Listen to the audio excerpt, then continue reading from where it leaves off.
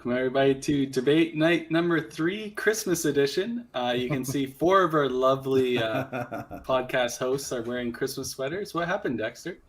I got a notice like earlier this afternoon, and I was like, I don't have one. Well, I have one at my parents' place. It is what it is. So I wore the ugliest thing I have, and it says, "No, you I'm knew Bubbles." about it way before. You've known for a week or two. I had a suggestion sent to me saying that I just go get a mirror and put it on my shirt so that you guys can be my ugly sweater, but I didn't have time for that either. Ooh, you're getting feisty already. Yeah, bring it.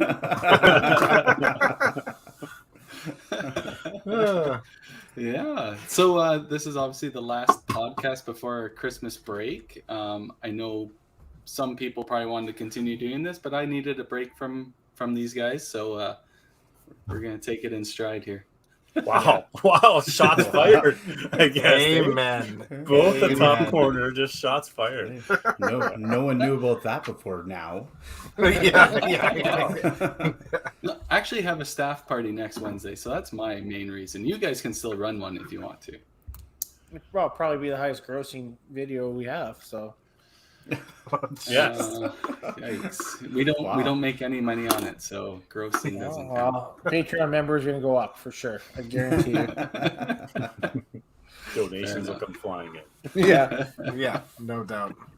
Mostly so that we can bring somebody else on to run the show because we're a debacle at it. We got a special guest tonight, boys. Oh, there you go. Yeah. What's his name? Indy is a girl, and she's Indy? making an appearance tonight to help me on this debate night with you guys. So anytime we need some extra fight in the sass, she's going to help us out. How'd you come up with the name Indy? I don't know. It's the girls definitely had the choice. So I was one that I supported for sure, but there was others that I would have liked, but it wasn't my choice to name. So what would you name the dog then? I don't know. Choice. I can't remember what it was actually. Good question. I can't remember what I would have chosen. Oh. Yeah. Just got to get another one. Yeah. We're thinking about another one. Yeah. Do you just have the one pet? Yeah. Well, we've got guinea pigs, but now we're down to only one guinea pig left. So we get this, guys. Here's a good story. We took both guinea pigs to the vet, and one of them wasn't feeling very good, so we had that one checked out. We took them both. Well, they came back home within like 2 days. The one that they didn't check passed away. How does that make sense? Why wouldn't they have checked both guinea pigs at the same time? We had them both in the cage. They're there. Like, give them a once over. But no, the one that we had checked out, Raisin, Cookie and Raisin here. Raisin got all checked out and was fine. She's a little bit blind and kind of makes some odd sounds here and there. But just fine. Well, next thing you know, we come home a couple of days later and Cookie's all not happening anymore. So we took her out to the backyard and gave her a proper burial. She's all good now. How do you check out a guinea pig? What do you mean? How do you check out a guinea pig? Well, dogs have all these other things, and guinea pigs are just like rodents. These other things? They're an animal with the same amount of organs. Wow. It I works don't out know. the same. You know what? I heard some news today, some sad news that there was one of our friends who lost a pet today or lost an animal today. That was devastating news. So it was the Deerings. You guys know our Deerings. Easton shouldn't be sharing this, but anyways, Easton raises the 4-H cattle, right? That's part of what they do, and you know how well he does. Well, unfortunately, the cattle, his steer that he was raising passed away unexpectedly last day. Yeah, so that sucks. Devastation down there on the Deering farm ranch. Yeah. Not only is it a close animal that you raise all year for show, it's also a financial hit too, right? You raise it for money and stuff like that too. So that's heartbreaking. That's really unfortunate. I don't know, Ryan. Who is? I better move away. You're about the right height on camera there. Yeah. Hey, you know what, Adam? While we're at it, why don't you turn on your shirt to show everybody your lights? Yeah, I can do that for everyone. half a Check out second. Weber's neck. Yeah. Wow, chins. Check out Weber's chins. There's a few there, boys. But it's pretty annoying. Second best Christmas movie ever. Little Die Hard. And what's your favorite? What's your favorite Christmas movie, right? National Lampoon's Christmas Vacation is the best. Tim really loves his Trailer Park Boys. Tim hates sitcoms. Tim hates all like comedy shows, basically, except he loves Trailer Park Boys. And for some reason, he loved the movie Fubar, which I think is the worst movie I've ever seen in my life. Is that It's like terrible. Harold and Kumar? No, Fubar. Fubar. It was filmed in Brooks, just outside. I lost Oh my wow, faith. Canadian Kumar. comedy. Yeah. Yeah. Fucking Tron. Is that like the mall rats? Oh no, you have to watch it, man. You have to watch it. It's a classic. Yeah. Thank you. Somehow, this does not surprise me. Nope, not even close. Okay, so here's the question. There's lots of people already online, To and my left nut, Dina. let's of course get topics going. But what's your favorite Christmas movie, people? To start with, what's your favorite Christmas movie? Let's debate that right now to start with. Hey? Honestly, I'm with Weber. It's Die Hard. I'm not a huge Christmas fan. Anyways, like Christmas movie, I hate Christmas music. I cannot stand Christmas music. It drives me nuts. Oh my god, it just kills me. I remember walking into the Holiday Inn in Calgary for Autumn Open weekend, and I walked in there and there was Christmas music playing. And I looked at the guy at the front counter. I was like, "Already? Are you serious?" And he's like, "I fucking know." Like, it was insane. But yeah, Die Hard for sure. It's a great movie. It's kind of a Christmas movie, but it's badass. So It happens at Christmas. That makes it a Christmas movie. absolutely. Home Alone. I grew up on Home Alone. Good call. Oh, first one. Yeah, first one. I always love good Home Alone movie. I'm not a big Christmas. Oh, sorry. Go ahead, DB. Every Christmas Eve, of course, the "It's a Wonderful Life" comes on. There's bringing my age, guys, and the old "It's a Wonderful Life." Such a wonderful show. I don't know if I've seen that. Is that in Yeah. color or? It's in black and white. No, it's in black and white. Oh, hi, Jade. Jade, what's I'm your sure they've Christmas? tried to- Let's ask Jade. Jade, what's your favorite Christmas movie? Come on camera and say hi. Hi, everybody. Here's Jade. What's your favorite Christmas movie? Hello. Polar Express. The Polar Express Or the Grinch. That's a good one. or The Good Grinch. choice. Yeah. All right. What thanks, about Ian. Elf? Elf wasn't a bad movie. I didn't mind Elf at all. Just horrible. Also okay. Elf, my oldest daughter. Sorry, Carrie, I cut you off again, buddy. My oldest daughter went to Elf the musical in Festival Place yesterday. There was a live action excellent. Elf. It was really good, apparently. That's awesome. Yeah. Carrie, I'm not a big Christmas movie person, so I just go with the Christmas Office Christmas Party with Jason Bateman. That's pretty solid. hilarious. That's really good. That is a good movie. I don't know if it. Oh, what was the one with Seth Rogen, Tim? The night before, Yes, that was a good one too. where he gets high and he goes to church. And It's he like, all over. yeah, super Seth big. Rogen getting high? What? Yeah, I know. Yeah. Not a That chance. seems so outside his MO. I heard something about Seth Rogen went to the Adele show. Like, remember that where she did the private showing just a couple weeks back. You guys know this, eh? Like the Adele Yeah. show. Yeah. And Seth Rogen went, and he's like, I didn't really think it was that big of a deal. So he got super, super high before he went. The first person he sees as soon as he walks in, Oprah Winfrey. Oh shit! This is a big deal. Right? Oh, man. Oh, he'll never change. That's the best part. Yeah. Yeah. Yeah. So what are we going to talk about? What are we going to hit up here first? Maybe let's talk about our pro league. Maybe let's debate who's MVP right now. Oh, yeah. That's Victor. easy. That's Victor Faubert for sure. Yeah. Are the stats updated right now? They are. Yeah. On 5pinuniverse.ca. You bet.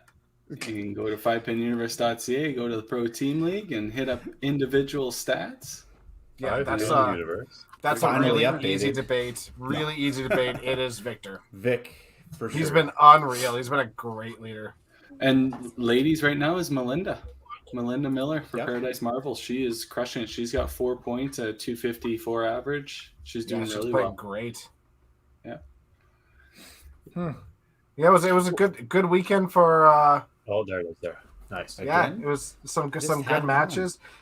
Dream Crushers, it kind of turned out like really good for us. A good win for us. Mm-hmm. Yeah, And then, MVP team right now, best looking team right now, probably going to give it to the Dream Crushers. best Right? looking for sure. Definitely been. Well, we've definitely been the most consistent too, right? Every match has been right around 1,300. Yeah, yeah. We haven't had any dog of matches yet. That's for sure. Yeah, Victor's So- been huge. Yeah, Victor's been unreal. What about surprises? GP, I think GP and Heartland. I think both of them. I mean, Heartland had a good team on paper, but I think GP as a team really showing a lot of people that they can play. Yeah, yeah. Their last match, they came out absolutely flying against the Regina Infinite Escapes. Played really well, proved that they deserve to be where they are at right now. So, kudos to them for sure. Heartlands are playing unreal. It's so awesome seeing some of those stats there. Seeing, Schwartz. Schwartz. Seeing Sean average 266 right now is awesome too. Yeah, it's been great. I'm really interested to see Toppler play again. Really, really solid first two matches there, and then they haven't played for 6-7 weeks, right? So, interested to see how they come back now that they can actually see the standings a little bit. I don't know if it's a good thing or a bad thing. Now they know what they're chasing rather than just go freewheel, right? So they have a very strong team on paper, and I know Rich is really excited to get back into it as well. Mm-hmm. So, for the playoffs, top 3 make it from each division, correct? Yeah. Yeah. And then first in each division gets a first round bye. Yes, they do. So 3 faces 2. That format hasn't been finalized yet. It's probably going to be a 2-game total points match. And then the winner of that faces the number 1 in the division. Probably also a 2-game total points. And then the division champions face off against each other for the league championship. Fun. Awesome. Super fun. And now we've got the schedule built out for the entire year. Yeah. Obviously a few complications and a few sort of tournaments in the mix. But when does the playoffs start? Hopefully first week of May. First week of May. Gotcha. That's what it's looking like. We're running into maybe a youth challenge national issue because I think there's a center that may be hosting that is looking to be in playoffs, obviously. So we're going to have to figure out what's going to go on there. We just don't want to go into Heritage Weekend and beyond that because now you're getting open nationals, you're getting the summertime. So we want to wrap it up before then. So it might be a long day, possibly, if centers can accommodate us, obviously. But we're going to have to figure something out. So maybe I was thinking sometimes that hurts me, but maybe if it's not a Sunday, none of the leagues are working. Maybe we can work the weekday. You mean like an evening? Yeah. But what if it's like the BC team playing the Ontario team on an evening? You'll still have time zone complications. Anything. Yeah. Evenings are hard when you got to slot out 3 hours, right? If it was 1 hour, I don't see that being a problem. Just a 3-hour slot in the evening for cross 3-hour time zones. Good luck. Yeah. But you know what? You're right. If it's in May, we could just run a really long Sunday. That may not be too bad, honestly. It'd be kind of nice to do that, honestly, as you come down to the end and you're in playoffs. It's just one full day rather than stretching it out over 3 weeks. Obviously, that would make it logistically easier for our side of things, but I think teams would be a little bit more willing to do that. It's just depending on the centers if they can accommodate that situation. Yeah, May is easier on our end for sure. May is when we start to. May is one of our quieter months for sure. So that's definitely a little. Have bit we easier gotten on feedback from centers like how it's going? Okay, coming in early a lot of times, or it's been hasn't been a challenge or problem, or do you have a lot of scheduling conflicts you're foreseeing coming up, Carrie? No, there's just one that's coming up. We had to bump a February date into the afternoon, and one of our Ontario teams is running into a league issue. So we're gonna have to figure out where we're gonna move their match to, and then I think that's really our only complication besides the Youth Challenge National issue. So once we have that figured out, then we can absolutely post the schedule. That's the only reason the schedule hasn't been posted to the public is because of these scheduling conflicts that we don't want to post a schedule and then we don't meet that schedule. So yeah. So unfortunately, people have to live on the edge of the seat week to week. But the other, you're just talking about playoffs, though, right? Is the one that needs to be adjusted. You have the next. There's a date in February too. But how many we have a game this weekend, and then in January, how many game days are there? Right, but I might have to move that February date with a January date or something like that. So I don't want to take away that option. When do When do you know? When I have time to figure it out. Oh, sorry. No, I didn't know you were waiting for. Yeah, gotcha. I didn't know if you had waiting for a center to get back to. We didn't know if a center was saying, "Hey, can you?" Yeah, just no, not yet. So what you're saying, Carrie, is it's a little bit of work developing the schedule. Yeah, next year, if this thing is rocking and going, which I 100% know it will be, we will be hiring a commissioner to take care of all of this. So submit your resumes, people. Totally. Do it.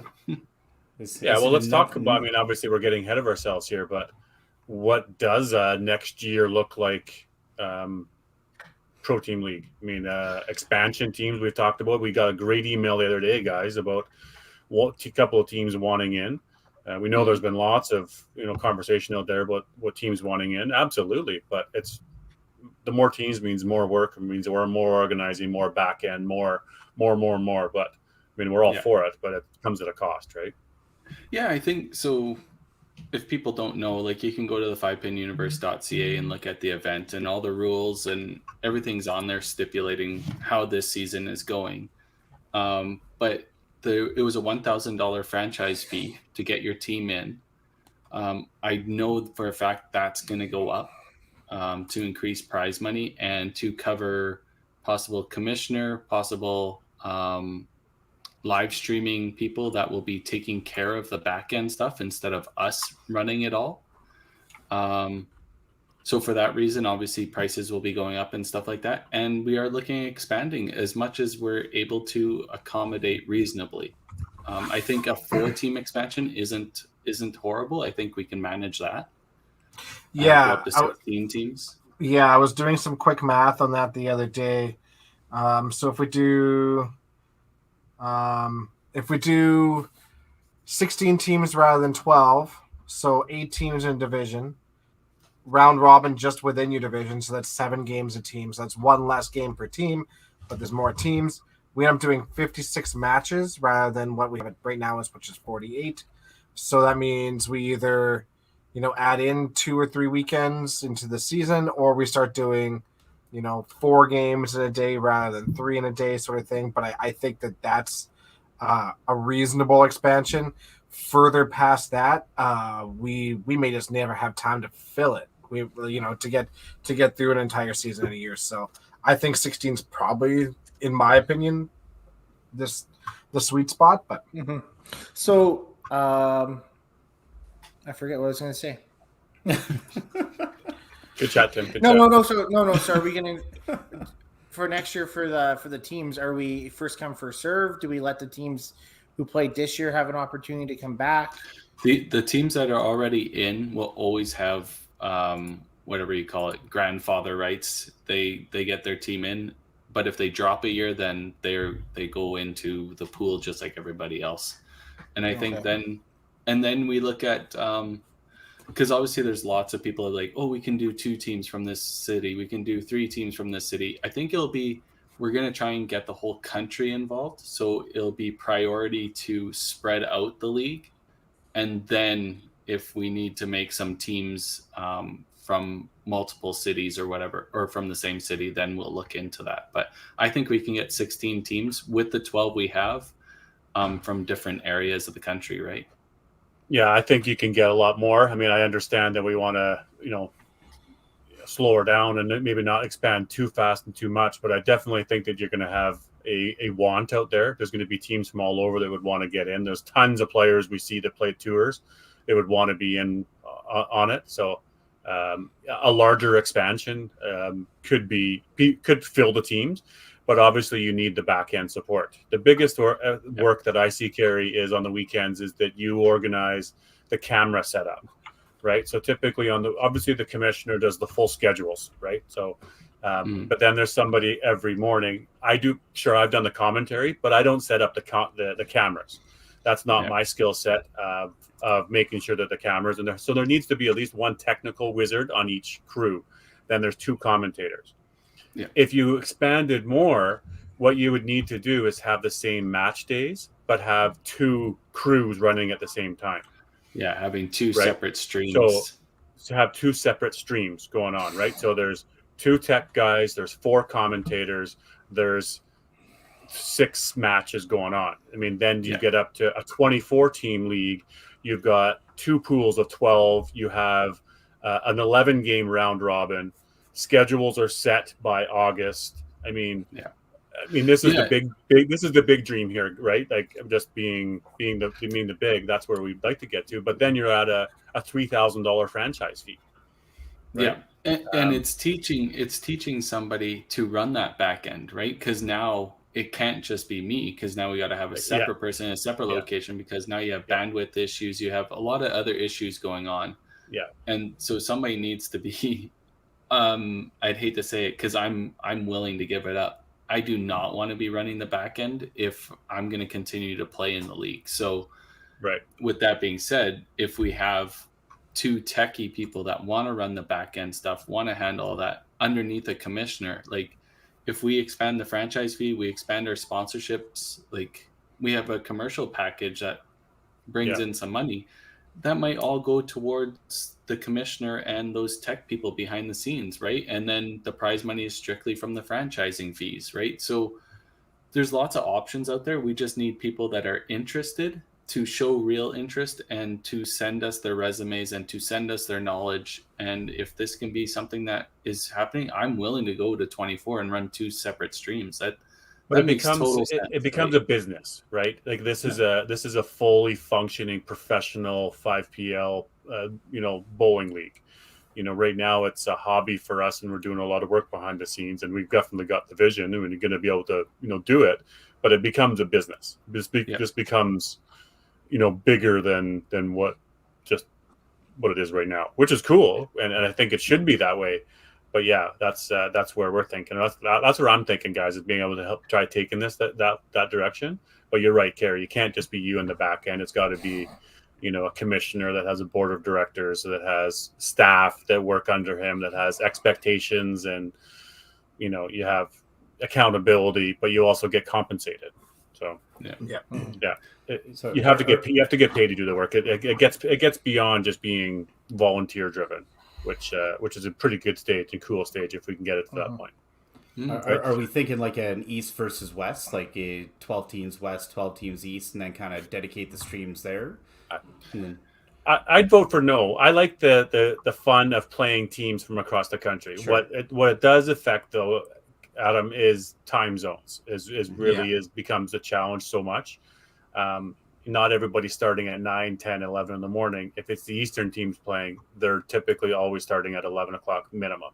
So logistic reasons, that probably makes a lot more sense, right? Because you don't want a BC team playing the Newfoundland team at whatever. Like if Newfoundland has to play in the morning because their center has open bowling or whatever in the afternoon, now you're pushing BC to 6 in the morning. Like that's not happening.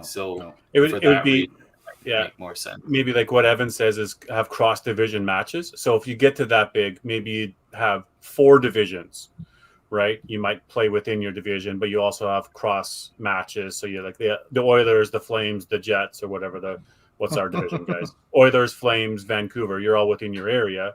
you play them the most, but there's also 4 other divisions or 3 other divisions that you're playing against and having getting your games in. So maybe 3 divisions might be a better route. Like you have the Far East division, and Upper Canada is their own division, and then West or something. Because I don't just want to play against you guys, right? I want to play against Ontario and Quebec and BC. I want to play against other people. I play against you guys all the time. So the fun for me to put the team in or to have the guys is to play, other country, other places. So it'd have to be evenly. Yeah. We just know that the West is going to win regardless. We just have to give the East enough opportunity to get their chance in. Yeah. Central, Tim. They're not East anymore. So hey, you know what? Mitch isn't playing, right? So no big deal. But that's what I mean. Mitch, look at our guys. Mitch has a team where they probably put in. Sylvain would want to put a team in. We've got the Brandon teams. We got Kevin Rax at a team. I mean, there's 4. We're not even into Winnipeg yet. I mean, there's teams in Edmonton. We're talking the average Joe's wanting to put a team in.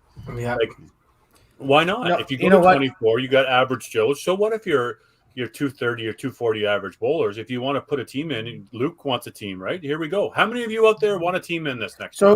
Or do you have like an A league and a B league, and then the new teams join the B league, and just like soccer, top 2 team goes up and top 2 teams go down. A relegation system is definitely a possibility. Like I don't know. Yeah, it is. Yeah. But then that also means you need to run a B league. Or you just have an A and a B league, 12 and 12. You have one league. You want to play, this is what it is. Well, there's one NHL. Sure, there's an AHL, but there's 30 teams in the NHL. So, well, the problem with that is you can only expand so far, right? So at some point you're going to max out on your expansion. Then how do you get new talent in? I think when you run into that right? problem, that's when you decide to do that system. But I don't think 24 teams. It won't be super saturated, right? To answer Tyson's question, it's not players that will be grandfathered in. It's the team franchise that's grandfathered in. So if the team cuts you, tough luck, bud. Find a place. Jeff, if I had my choice, you're right. I would, yes. There's 2 teams coming out of Winnipeg, at least. I mean, we're not there yet, so it's not like we want you to say send your letter of interest or anything, but it's getting closer into next year to say, what does this start looking like, right, guys? Yeah. So how do we grow it? Do we need to have cheerleaders, mascots? Do we need to have those already growing. Sign girls? No, just sign girls walking across the lane for each game. I don't know. We gotta. What's a reasonable number for expansion? I mean, we want to talk dollars. Anybody out there? What do you guys think? The people that want a team, what do you think? 11 games plus playoffs. See, and I'm thinking like it's got to be, for me, $2,000. I think that's at least. Yeah, at least. I mean, if you're looking at 7 players and a coach, that means 8 players. You're looking at $250 a person. That's basically what you're paying in a cash tournament anyways, and you're playing all year. So I don't have a problem with that at all. 2,000 minimum. Yeah, I think you got to be at least at least that. But what if you doubled that and went to 500 per player? Now you're at 4,000. And then you have a really big playoff system because you have 24 teams in. Maybe there's 16 teams that make the playoffs, right? Or there's 12 teams that make the playoffs, right? So you got a bit of a payout. It's sure going to make you think who you got on your team. Well, you want to make top 12 bigger money, right? Yeah. And at $4,000, that's a lot of prize money. And then that's when you start seeing maybe things start happening, and you might see something like pop up on TV. Well, big money brings in viewership. But and then there's more money that goes into the administration for it. Right, which then goes into the marketing, that goes into the accountability of the commissioner, the level of the live streams, the level of the commentators, the level of everything has to go up. Right, expectations go up as dollar goes in too. Yeah, right, 100%. Yeah. Maybe $4,000's a bit much, but I see it. In a few years getting there. That's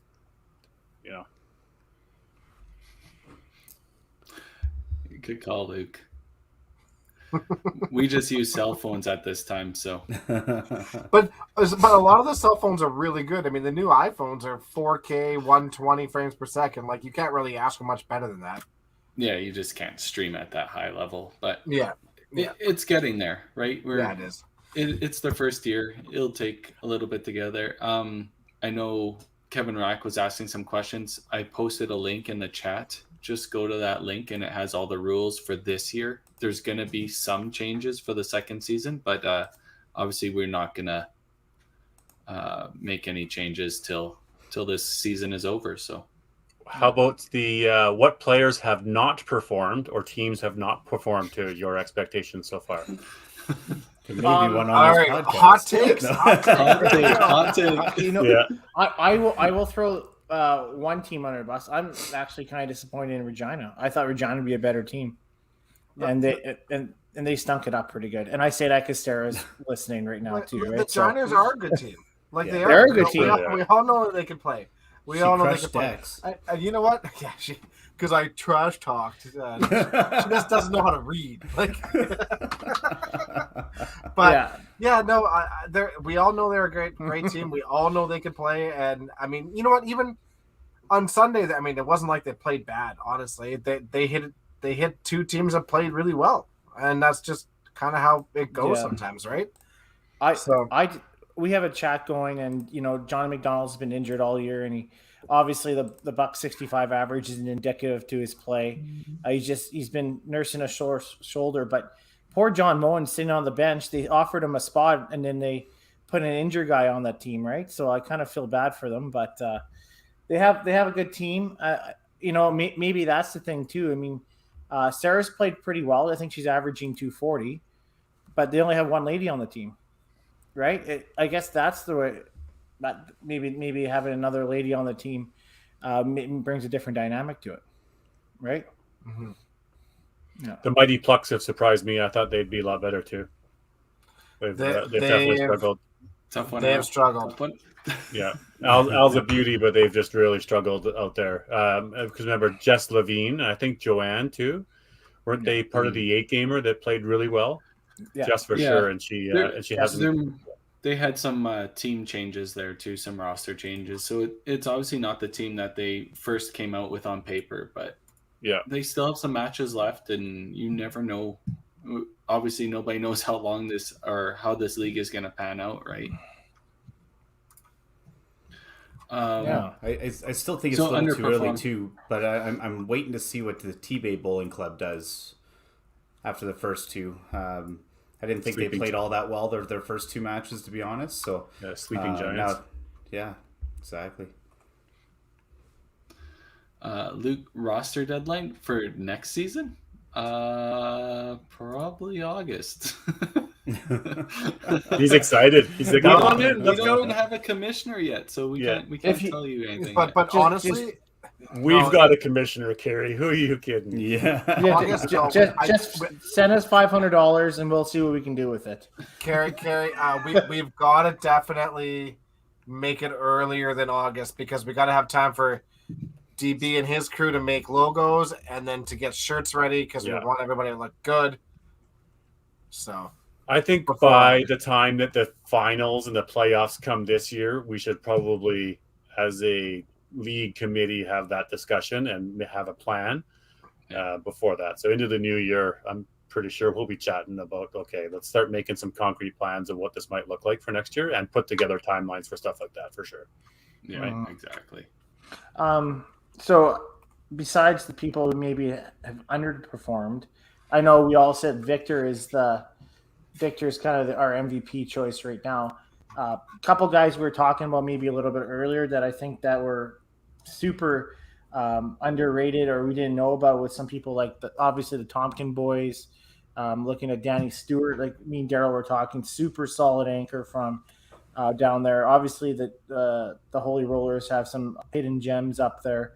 But is there anything that like sticks up to you guys or certain players that impressed you?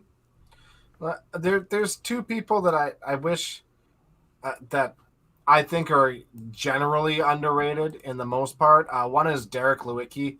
I know he threw one bad shot against the Toppler Roses that you know, wasn't what he wanted, but that guy can play. He's always really good, and you just never hear him in that discussion, and he probably should be. He's a top-notch player. And then of course Mike Elder, that guy is he's just so good all the time. He's so good all the time. He's been so good since I've known him, and he just needs to be regarded in that top tier level for sure.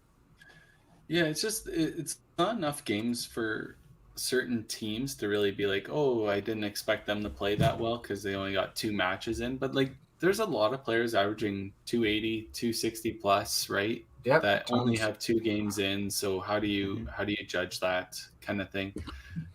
The person that like Tim should have been playing this last match because he's probably one of the highest bowlers right now, and he took that out of our hands. So sucks to be us, but you know what? It worked out well. You guys got Worked out. 7 We got points. 7. Yeah. Hey, Yeah. Tim, you're not Could've welcome got back 8. our next one either. No. Actually, I don't think No, Tim's you know, around and- for the next one, is he? Exactly. You know, in all fairness, though, we went and got 8. Dexter was still in the same spot in the lineup, and he was still would have lost to Sarah. We don't want 8. You know, we want 7 No, because it's always 8's bad always the juju. kiss of death. Exactly. Yeah, You're welcome. yeah. We're just looking out for the team, but yeah, no, team played very well. I mean, I was watching it. Not gonna lie to you, a little nervous if the team struggled a little bit. I'm pretty sure I would have got some flack off it. But Katie came in, played really well as a strong lady. I mean, she's averaging 268 at Sherwood Park, and Carrie came in really strong off the bench. And I want to and move lost a off point this there. conversation. I'd say 2 guys. Sorry, Tim, you're going to land the plane at some point later on. But the 2 guys that I'm going to get in on this before is from Toppler. Adam, you mentioned that you want to see what they got more. And Parker Anderson and Kevin Holsworth are studs for their team right now. Of course, only played twice, but 275 or 286. Really like Parker in the leadoff. And then, of course, Kevin down in anchor. We talked about him making the big shots when needed. But yeah, there's 2 guys to look out for sure. Big one for me, Sean Schwartz. Yeah, I think he's Schwartz has throwing played very absolute well. bombs. And Corey Peugeot. Every time you see that team play, she's throwing nothing but strikes. So Yeah. Good friend of ours, Chris Bradford's average at 146. So I just want 5 frames played. Yeah, it's our good friend. Are we Franco? calling out like disappointments right now? Is that what we're doing? Yeah, like why are we? How about Rylan Willier? 1 game, 410 average. Not bad for him. Yeah, exactly. That's a nice little number there. Wow. 1 game, Taylor Michelle, 312. Yeah, absolutely. Yeah. Yeah. hey, you got a half point, Carrie. I shouldn't even have that. I was happy to help out, but It was an interesting move, but I think it might have been the right move at the time.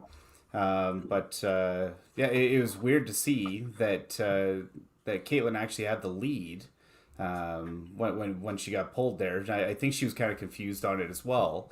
I thought it was the right move. I thought it was a bold move, which I was kind of waiting for from Danny, and where it worked out. So. Yeah, that was one of the bolder pulls I've seen in my time. Carrie looked absolutely like shell shocked. It was like Caitlin, and then nobody was moving. None of us moved. We were like, and then Carrie's like, "Oh shit!" and then got in there, and then threw well. So that was awesome. That's a tough decision to make, but it worked out really well. Yeah. Do we have any other topics, debates? yeah, there's lots. We got any mean tweets? Yeah, let's do a round of mean tweets. Oh no. Who do we got here first? Let's go with Adam. Oh, guinea pig as always. Yeah, we'll see if we can. Oh, see if I can read it this year. All right, here you go, Adam. Oh Jesus! I'd rather go to church for an hour than watch you bowl a 3-game match. From Anonymous. A lot of these were anonymous. I love that Adam's got the picture of Tim there. Oh, Yeah. Just- Did you guys just notice? yeah, that's This awesome. the King Queen DB. Yeah. You're like a software update. Every time I see you, I immediately think, not now. That's good. I guess I'll do one here. Oh, not that one. From Anonymous. Carrie has finally crawled out of the dumpster fire that was his bowling career for the past few years. Good job, Carrie. That's a compliment. That's what I'm going to mean. Jax? Autumn Open, 16th place. TPC took 4 shifts to squeeze in. For such a big ego, your games really had a downward spiral. Yeah, there you are not wrong. Not at all.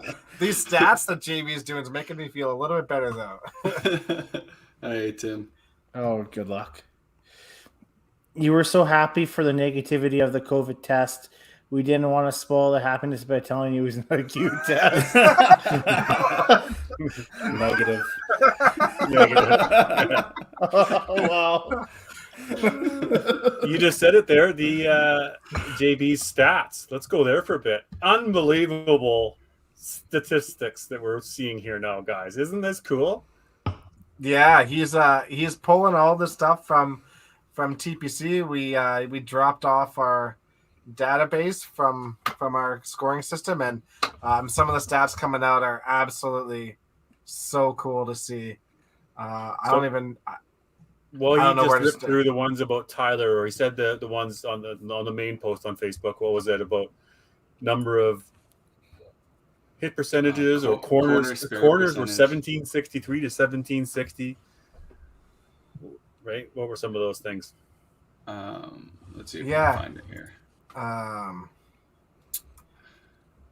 So corners, I think it was left corners was like 1756, and on right corners it was 1763. So there was like a seven count difference between left corners and right corners at TPC in a year.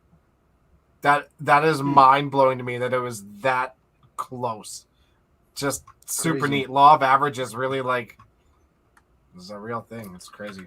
Well, it's not like it's a right-handed bowler versus left-handed bowler either, right? Yeah, exactly. So, yeah, it's crazy, But- Scott. No, I can't really put it on the screen too well. So, Which ones are you 46 looking for, points. Karen? Just Yeah, the there you go. corners they were saying. 46. 16,000 strikes. I mean, obviously, 4,300 pinfall was good. head pins. So 12% of the times, so one head pin a game average, 399 splits, 172 sets of aces. Hey, Yeah. Hey, you know what the crazy stat was? There was 10 fouls, and I only remember one of them. Yeah. Yeah. Yeah, I saw that one too. Yeah. 10 fouled? fouls. Mike. Mike, not to make the cut. Yeah, Oh, it was boy. the very first ball of the shift. It was Forgot the about- first, Yeah, yeah. it was forgot about first that. ball of the tournament. yeah. Yeah, 64,000 balls tossed or something like that. Absolutely incredible. I didn't think that was that many. Yeah, and I'm sitting there thinking, it's like, oh my god, no wonder our machines are breaking down constantly. We wore them out. That's so many 65,000 cycles. balls. Yeah. That's crazy. Oh, here we go. Yeah, there's lots of fun stuff coming out now, Carrie. Hey, you seeing that? Yeah, let me. I think I Somebody's can in the share this spreadsheet right now. now. Yeah. Oh yes, JB is doing some wonderful stuff in the background. Oh, middle hits, left corner spare rate. He is JB's on the spreadsheet right now. JB. Yeah. You might Oh. see if I can zoom in here. Oh, That's- how do you zoom in on Google Sheets? View. Just go I- 100%. I think this is fine. No. Yeah. Adam can't see it. I feel bad for him. Okay. I just opened it. So this is strikes on first ball shots. So this includes misses and everything. It's not what your Yeah. strike percentage is when you hit the middle. This includes all of it. So So you're saying Sylvan had 393 chances at a full rack. Right. So he shot 390. Well, I guess not 393 frames because that could include the 10th frames as well. But 393 shots at a full rack, and he First had ball, yeah. 60% of the time was a strike. Okay, I have to pull this up here. Our friend Palmer's strike percentage. What was Palmer's strike percentage? 48%. His middle hits is 63%. Palmer is known in Edmonton as the guy with the highest strike percentage ever. He will hit the middle 5 times in a game and throw like 6 strikes with it. Like that's just, what does that tell you, Palmer? Yeah. So, what does that tell you, bud? Palmer struggled on that weekend. That's for sure. Yeah. Wow. So middle hits. hit. Okay, so let's go back to middle hits. There we go. So there's our middle percentage. You got to hit the middle 94% to be at the top level. Wow, look at you, Adam Weber. 92% middle hits, guys. Crazy. That's kind of where I figured I was for the week. Yep. These stats are awesome to be able to put yourself up against there. So what did the rest of you guys? So Tyler's 94, Adam's 92. Where are you guys? Tim, Victor? I'm 84. I'm 89. Yeah. And Dexter 89 for Carrie. 85. Yeah. What are you? Where's Dexter and Tim? Dexter is right here at 85. 85%. Wow. And Tim is at 84. Tim's at 84. Okay. then Daryl, you're at 78, Daryl. Yeah, so that's probably what I figure. 78 was what I am. So high 80s is where you want to be. Johnny's 88.5. Evan 85. Wow. Mark Doss 60% on middle. This stat is cool. Average Joe's. So neat seeing. Well, let's do spare percentages. Oh, let's not. These are only Left. corner spare. Left corner spares. Obviously, some people didn't have very many to shoot at, so I'm actually, That sounds like a guy talking because he can't find his name. well, I didn't have very many to shoot at. So my percentage will be low. Adam was 95%, 21 for 22. which I'm actually very happy with. I don't know if you guys remember a few years Wow. back at the That's at big. the Tour Championship, how many single pin spares I missed, and I really actually started dedicating myself a little bit more towards those after that experience, and that feels really good actually. Look at that grouping there. 21, 22, 15, 16, 28 or 30 for Mitch Davies. Right? Yeah. 20, 22. I mean, that's the rate that you want to be at probably, guys, is that 95. I mean, those 100% guys are a little bit low That numbers, makes right? sense to me. You know, My left corners are brutal. what was I? Mine are too. Definitely need to work on those. Carry 75%, 12 for 16. Where's Tim? I guarantee in Winnipeg it's way Tim better. is 16 for 22, Tim. You're 59, 72. 72%. Oh, Wow. it's not bad. Not bad. Where am I, guys? I'm still going down. Where's Daryl? You are are 50%. 123rd, 50%. Ouch. How many sticks do you think that's worth there, gents? That's Oh, 75. you only missed 5 of them. That ain't horrible. 75 max. That's not bad. 75 points, eh? Okay. Fuck. Let's go right corner. Let's see right corner. I was better at percentages. right corner. I was better at right corner. All these guys with 10 or less isn't really something to look at. Here we go. Derek Kerry Holm was Schneider. 20 for 20. Hey, guys, look at that. Derek Holm was 10 for 10 on the other side, and he's 10 for 10 on this one. So Yeah. That's He's huge. Kudos to 100%. him. Yeah. Not that's a awesome. baller. For a player that wasn't playing, right? Yeah. Adam only missed 2 right corners. And Tyler's lot high 49 for 52. 52 left 52 right corner. Wow. What does that tell you, though? He leaves a lot more right corners than left corners. Was he blowing through? How does that make sense? What's No, the he's coming from his angle, probably thick on the middle, I'm guessing. Right? If he plays a little bit from the right. If he's a little bit thick, he won't carry the right corner. Dexter Mitch at Davies. 87%. Mitch Davies 21? Yeah, I'll take 24. that. I'm okay with that one. That's And huge. Timmy Ty- at 84. Tyler had 32 left corner attempts as well. Like So- that's a lot of corners. Almost double. But he also played 600 more balls than anybody else. That's true. Or, Yeah. he had way more balls. Gino 25 for 30. A lot of right corners for Gino. Oh God, I don't even want to see mine now. You're Roughly 71. 75% again. Yeah. That makes sense. Hey guys, I'm still looking for me. Oh, Daryl, you're right at the top. You were 3 for 3. No way. 100%. 3 for 3. Yeah. Yeah, 3 for Wow. 3, man. Wow. Thanks, guys.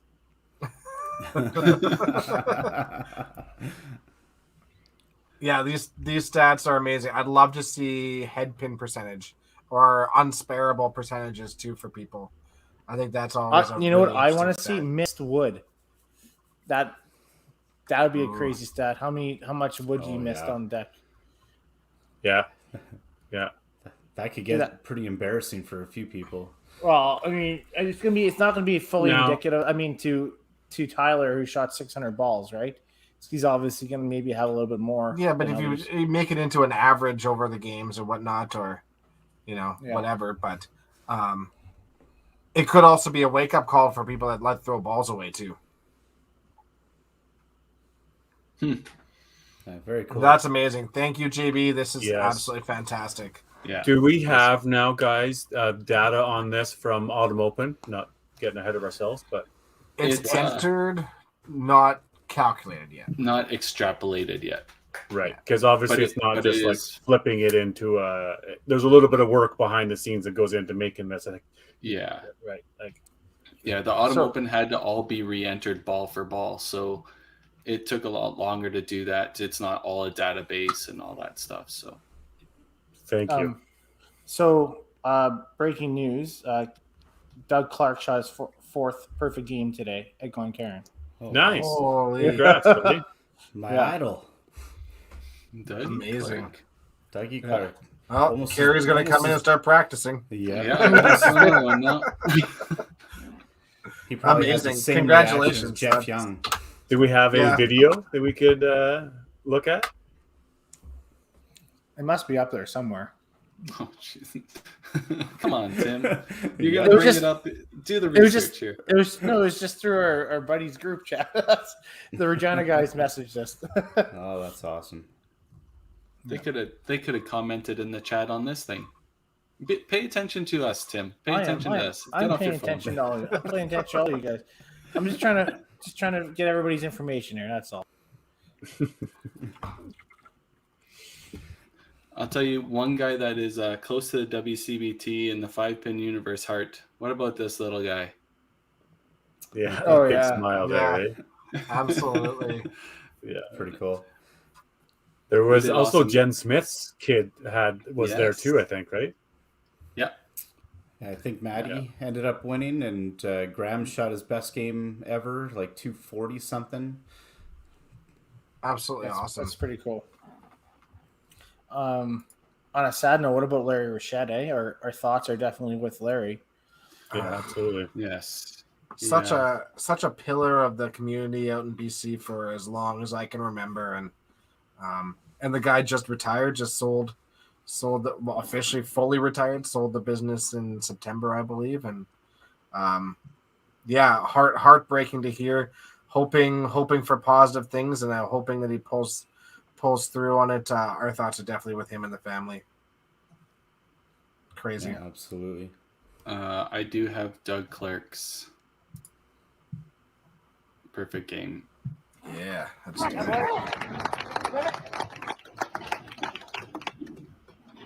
Professor Dougie.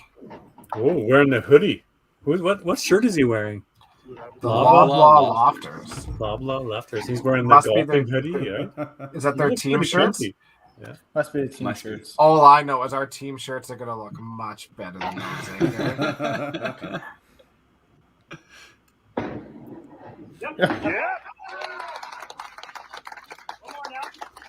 Too good, man. He's a good shooter, hey? Yeah. Yeah, and he said he was going to retire on podcast because he's getting old.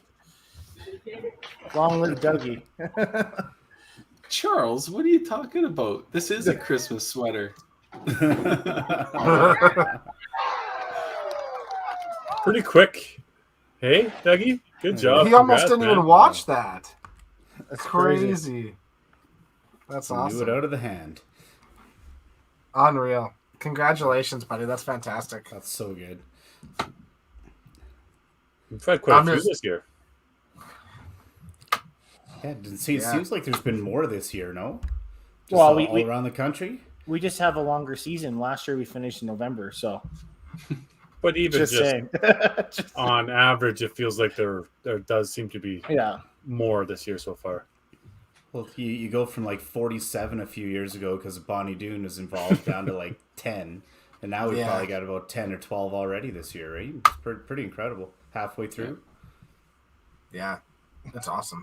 Especially since like nobody knew what the season was going to be like. A lot of people hadn't thrown balls forever, so it's nice. It's nice to see people coming out and throwing really well. Charles, speaking of the GOAT, we might as well hit up mean tweets again. Oh, jeez. That back to me? Hey, look at this thing. Right here. Oh, Hey, that is that- a mean hey, tweet. Hey, sad Tim. Yeah. Adam should be traded for Ryan O'Callahan. Oh, I wonder who sent that in. oh. You're more than welcome to jump on. Hey, save my Wednesdays. Yeah. Daryl? You give me hope that when I'm in my 40s, I'll still be subpar at bowling. Yeah, man. Jeez. The dream stays alive. The dream stays alive. Uh-huh. Mediocre at best. Correct. That's not even mean. It's like I truth. know. What is this? The hour? Bad bowlers are not better at bowlers. Hashtag has. Ooh. Well, fair, fair. If this We is have me a and dash has in been, the I'll hashtag? take it. Oh, great. The only way I can find Tim on a tournament live stream is to look for his bald head, his bald spot. Wow. Joke's on you. I wear my hat. So, Not at nationals. oh, yeah, fair. At Nationals, the whole Edmonton team is bald, so it's hard to pick you guys out. Or open, or like even zones, right? You can't wear a hat Yep. there, can Oh you? yeah. Yeah. No. No, you can pick this out on the podium. I had so much fun filming weather. Yeah, you trust me. You can see me when I'm on the podium. Yeah. Yeah. I had fun filming Weber's perfect game because every time that I had 5 minutes in between his shots, I just kept zooming in on his head. I Right.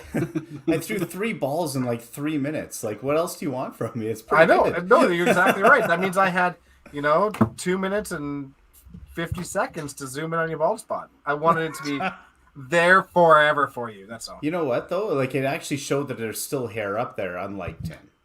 That's fair. Oh, there's hair. That's There's fair. hair. See, look, there's hair. Oh, look at that cul-de-sac. Jesus. Oh man. Hey, so what should we debate now? I know we had a bunch of topics. Let's just let's hit up the first one. Best bowling ball. And obviously Tim and Adam's comments don't really matter here because they don't play with other bowling balls, so Oh, no. everybody knows Tim- their answer. Tim does for one ball on Thursday nights and gets very upset about it. Oh yeah. It was a very, house ball. He's very, nice, very bro. upset. He throws one ball.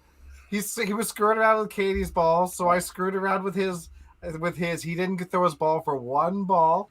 No. He threw a strike with said not his So, ball, and he was super bitter about it. Like No, super it's not mad. bitter. No, the problem is every time we play your team, every time you always try to be annoying, and it worked. I mean, it's fine, And so Katie was down on 7 and 8. I rolled her ball to her, so I didn't that's all I did, and you decided to hide bowling balls and act like we're in YBC again. So So you basically just admitted you started it.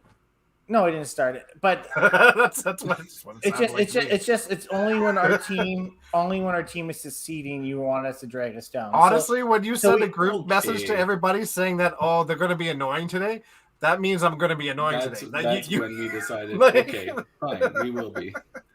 Yeah, but I mean, in all fairness, I mean, for a team that was slated for a league championship, you guys only showed up for one game, right? So we took Hey, six. yeah, You that's guys okay. took, We're still in Hey. first, and you're still in C division. B division, but it's beside the point. You know what? Our team's got to shake up. We feel good about it the last 2 I weeks. don't even know how this whole divisions work So on favorite Thursday. bowling balls. Let's not worry about Um, standings. We just come to play, drink beer, play. Yeah, so Who cares about yeah, standings? don't worry about Daryl. You're in B division right now. That's not bad. I'm just there So- for fun, bud. Just hanging out and having a good time with my wife. Who and, plays and another multiple couple. leagues? Yeah, exactly. Hey, let's get back to the question, which was the best bowling ball. So best overall, your favorite best bowling ball. Epco, definitely Epco. No, but Olympics. For That's sure. a company, not a bowling ball, Tim. Olympics. And why? Like, what is it that makes it the best overall bowling ball? What do you think? Obviously, you can see 55% strike percentage. The ball just carries.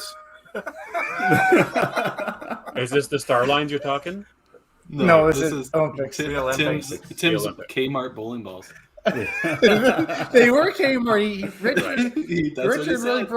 broke my heart when Yeah. he said it. Like I was like I've- Kmart. All right, I've got a few. There were a few that were Kmart though. I'm throwing a set of Comanches, and they were Kmart bowling balls. I have a set of True Lines, and they were Kmart bowling balls. Yeah. It's I don't crazy. know. I don't know if Daryl understands what I mean by Kmart. They were actually sold at Kmart, like for cheap bowling balls. In the Wow. So States, you yeah. could go in there Yeah. and do it. So all these bowling balls we thought were expensive, they were just a cheap brand that they did to make it affordable for people. And my set that I use for my whole life is a piece of shit. Apparently, But those are Paramounts, aren't they? That No, is a no, great it- question, Jen. So somebody needs to build we need to build a chart sometime. It's like, okay, Desher this has is- it all. Yeah, right? Yeah. You It's should. in Tom Patterson's book. Oh, it is? actually. Yeah, Yeah. Okay. you should. This Desher should send it to you. this right here. So what I'm throwing- what is the urethane? What's the diff? Like the urethanes? What do they call these? Like there's the cyclones, there's the soft rolls, the hard rolls, the So the Paramount. cyclones were before the year. I mean, they are urethane. The cyclones are urethane. The RU-78s urethanes. They're basically after they came out after the cyclones. Replaced the cyclones. Right now, that's what I'm throwing. I love my cyclones. I have a set from our buddy Jerry Budnick, who passed away a number of years ago now. I couldn't find a set of cyclones forever, and I always wanted a set. And when he passed away, Connie was nice enough to give them to me, and I've been playing with those purple ones for a long time. But they are smaller and lighter now. They're basically 4 3/4, 3/6. So I just recently got my hands on a set of 4 7/8, 3/8 brand new ones, and I used them in Winnipeg, and I absolutely loved them. So for me, it's cyclones. I love the way they react. They are softer. A 78 is your rating on the durometer scale, and so they're on the softer side. They have a fair amount of movement, but they don't react with the bands the same way that the soft rolls do. They don't grab the bands the same way the soft rolls do. That's the problem that I have with the soft rolls for the most part, is that the way they grab the bands for me, I don't like it. The cyclones don't do that. I love everything about them. And if I'm not throwing cyclones, I love the Starlines. I will always have a soft spot for them, but I don't throw them as often anymore. But yeah, for me, it's cyclones and Starlines. For me, there's only one option. Always has been. That's not true. Over the last probably 15 years or so, no doubt that it's the Starlines. Quite frankly, I haven't had to change a ball. I changed my style, right? It's not the ball's issue.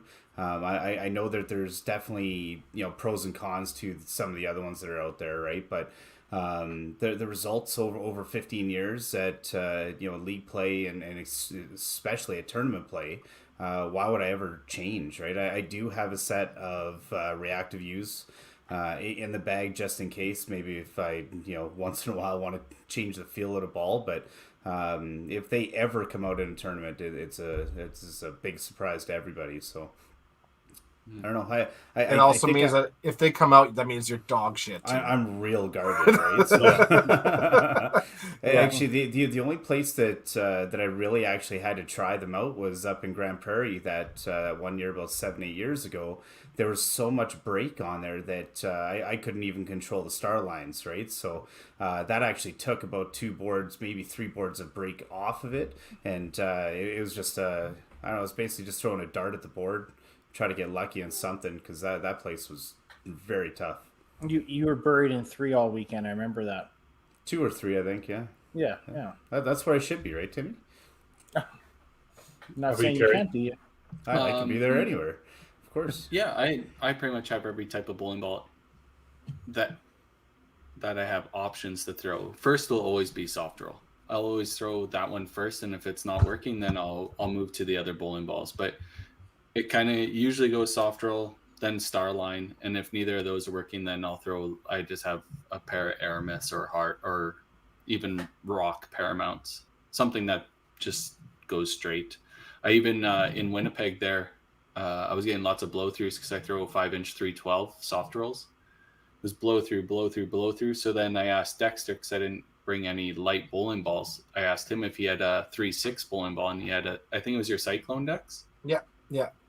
I went through that, and all of a sudden I was starting to carry the corner for that side of the house, or whatever you want to call it. So there's always options to change, and I like having that option, because I don't like changing my shot a whole bunch. Obviously I can do that, but if a bowling ball fixes it and you're still throwing the same shot, that's a way better option, because you don't have to make a bunch of adjustments, right? Dexter, maybe a question for you, but can you give like a general, a hard thrower would want a ball that would spin more, or a slow bowler, a slower ball thrower would want a smaller ball that doesn't have a different, composition. You know what I mean? Like, is there somewhat of a matrix? Like, how would you start asking questions to somebody that bowls? Like, you know what I mean? Like somebody calls you and says, "Hey, I want from your league, I want to buy a set of bowling balls." Okay, well, what type of a ball do you throw? Like, how do you go through those beginner questions? Well, okay, so if it's like somebody's first set of bowling balls, always something harder, something that's going to run straight, because they're what they're are not those? going to have. What are the harder bowling balls? You're looking at hard rolls or Paramounts, or like the fired urethanes from. And what is like it that the makes them Utopias? hard? What is it makes them hard? Like The material. It's the material they're material. made out of. Yeah. So, like the Paramounts are 80% rubber, 20% like an acrylic, a synthetic. But it's on the harder side, and all rubber has a different grade of softness to it too, right? Okay. So that's how it is. Okay, the rubber of the ball has the. You said a durometer earlier. That's right. How you can test it. So exactly. So it's the Shore D durometer scale. So you'd be for bowling balls, you kind of looking between like a 70 to a 90 is kind of what the range is. 90 being the hardest, 70 being the softest. Did What? Don just say 10% Viagra? Thanks, Don. And now Don's never going to come on the show. Hardness. You definitely want it to be harder. Okay, gotcha. So, I bet Don throws blue ones. all right, I like this. That was good. He does 5-inch. But yeah, so like if you're looking at 90 is going to be the hardest and probably the straightest running bowling ball. 70 is going to be the softest with the most sort of movement to it. So there's one matrix. The less rubber, the softer soft roll. Yes, we would know it to snap a lot more. Yeah, exactly. And I think that even like the original soft rolls, I think those might be the only things that ever like eclipsed below that's 70% threshold or 70 threshold. It was like 69 or 68, somewhere around there. Yeah, it was the darker the material that Phipps was using. If it was darker, it was softer. So like the black originals that like Lonnie Akers has, I think Danny Bear has a set. He's got one because I gave him one. Yeah, I think Johnstone has one. They're like the softest bowling balls ever. They leave black marks when you drop them on the lane and stuff like that. I do too. Mine are little originals too. Yeah. So those are going to be the softest you can get. And then again, hardest are going to be Aramiths. Paramounts are like an 88. My Comanches are a 90. My Comanches are super, super hard. So what's the Aramith? It's made It's by Aramith, the company. They make different hard balls. company than yeah. Epco. So the They Aramiths, make billiard balls. Yeah. yeah. So they made the same thing as a pool ball, bigger into a bowling ball. And Okay, they come from Belgium. and they're a harder. That's what we refer to as the hard roll. Yeah, so those would typically not move as much. So that's Correct. where the finish is important, right? With the fingers we talk about, Yeah, right? To absolutely. still get your pin action, to still get your shatter, if you will. Exactly. But for beginner bowling balls and stuff like that, for me, it's more because you can never really tell exactly how bowling balls are going to react for each person, the way they're going to throw the ball, what their movement is going to do with the bands at the end. But you can have rough ideas. But I find weights are far more important. You know, if you're going to throw a slower ball speed, you're not gonna want to go, especially like females. You see females come in all the time and they're gonna be like, hey, I want something small and light so I can hang on to it. I'm like, that's great. The smaller bowling balls, really, like the size difference, you can really feel that size difference, and that really makes a big difference for the grip. The weight, you don't notice the difference between an average bowler won't notice the difference between a 3.6 and a 3.8 as much as they're going to notice between the 4 7/8 and a 4 3/4. So if you're throwing a slower ball speed but you want a smaller ball, I always recommend to make sure to at least get 3.8 for a weight. Just otherwise you're going to start carrying, or you're going to start leaving so many corners with a slower ball speed. You're going to get so much deflection off the 3 pins. Going to jump in front of the 2 pins and you're going to get super frustrated. So yeah. Outside of that, I don't know. Yeah, what about weight? Like in a general sense, a heavier ball will push through the back of the lanes, where a lighter ball is going to deflect, like you say. So is there a happy medium to those, or So really just depends on the type of ball you're throwing and what you're throwing on it? The biggest thing I've got to say is you got to just make sure that you watch pin reactions. Don't just throw a ball and just look for results. Watch and see what the pins are doing, because that'll tell you a lot. But if you're looking at it and you're hitting pocket, it feels good, and you're blowing through, so you're on the side where your ball, the side that your ball hit. If you see that ball hit the 3 pin, push through the 3 pin, and go behind the 2 pin, you're either going to probably want to change angles or to go to a lighter ball, because your ball is pushing through that 3 pin. It's not deflecting off. It's not carrying that 2 pin. So for me, that'd be the same for me. I would go to a lighter ball. You get a little bit more deflection. You'll carry it into the 2 pin. Inversely, if you're seeing your ball hit on the right hand side of the head pin, for example, and then you see the ball hit the 3 pin and jump in front of the 2 pin, you're probably going to want to go to something heavier, because you push through the 3 pin, get a little less deflection, and roll into that 2 pin. If that makes sense. Yeah, it does. I'm just visualizing it as you're saying it. What's happening on the lane, right? Like, and then if you start seeing things reacting on the other side, that's when I start changing composition. So if I'm hitting the right side of the head pin, and you're leaving a whole bunch of left 2 pins, again, watch how pins are reacting, because if you start seeing the 3 pin just go boom and just snap straight down, that's the head pin jumping up into the top of the 3 pin, and the 3 pin just slapping straight down, not having a chance to roll anywhere. So now you're going to want to find something that's going to, push that head pin a little bit more sideways. So you can have really 2 options. You can either go to a bigger bowling ball, like move from a 4 7/8 to like a 5-inch. So you're hitting that band a little bit more flush, and therefore pushing it a little bit more sideways, rolling the 3 pin into the 2 pin. Or you could try to change compositions of your bowling ball. So if you're having something really soft, you might want to go to something a little bit harder. If you sometimes watch the softer balls on the bands, because the bands are on a softer side too, you'll see it grab the head pin and send it down, and then it'll make it bounce straight back up. So if you have something harder, you won't have that reaction as much, and you can have that pin slide into the 3 pin a little bit more than the other.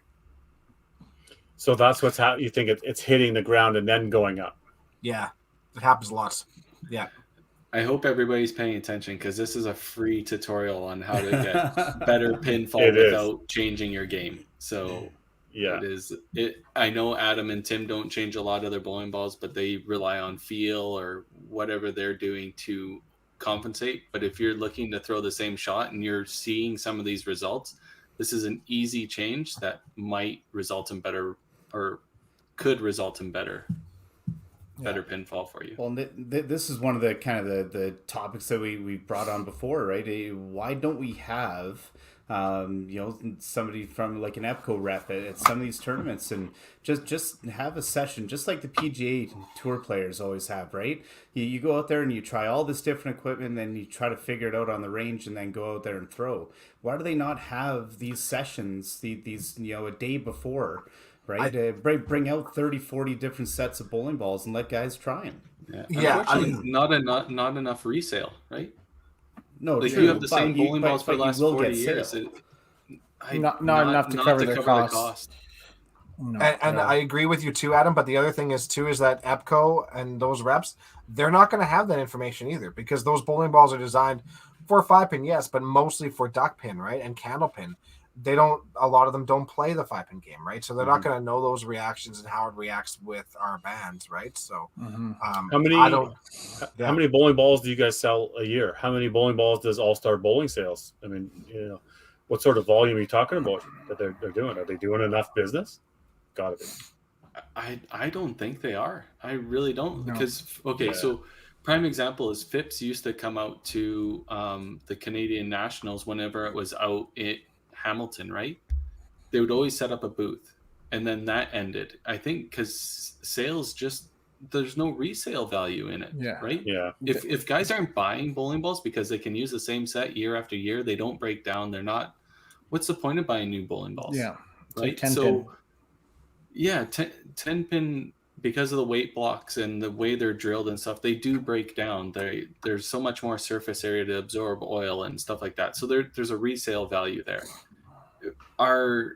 The way we've designed the game with house balls and the way players have taken it on, because they think house balls are just as good as any other ball, there's no point to buy new bowling balls. And it was a really, I hate to say it was a really missed opportunity for EPCO and these companies to market it, right? They made a product that will last, and unfortunately it hurts them, and that's why they've gone into other industries. Like even when we had EPCO on, he's saying they're in other industrial industries to offset their bowling endeavor, right? Yeah, they're in other things. Yeah, the other thing too is just the sheer amount of bowlers is not there anymore. I mean, in the past we had 100, 1,000 bowlers playing in a year, right? I don't even know what we're at right now, right? 30,000, maybe 40,000, right? But I mean, the good news is that we're having turnover every year. We have people leaving and people joining, and when you have people joining, they're buying bowling balls, right? So, especially through COVID, I've got to say, I'm sure that bowling sale for bowling balls has gone up through COVID because they don't want to use house balls. So there is that too. We've sold a fair amount of bowling balls this year, Tim, but 20, 30 sets maybe. Robert, I do want to mention that personal bowling balls haven't been around for 40 years. but you know what? I do agree. I've used my same set for 20 years, right? I think they came out, Don's on here, I think they came out in early 90s or 89 or something like that. I think it was like 90 or 91 or something like that. Yeah, 91 I think they were brought in, right?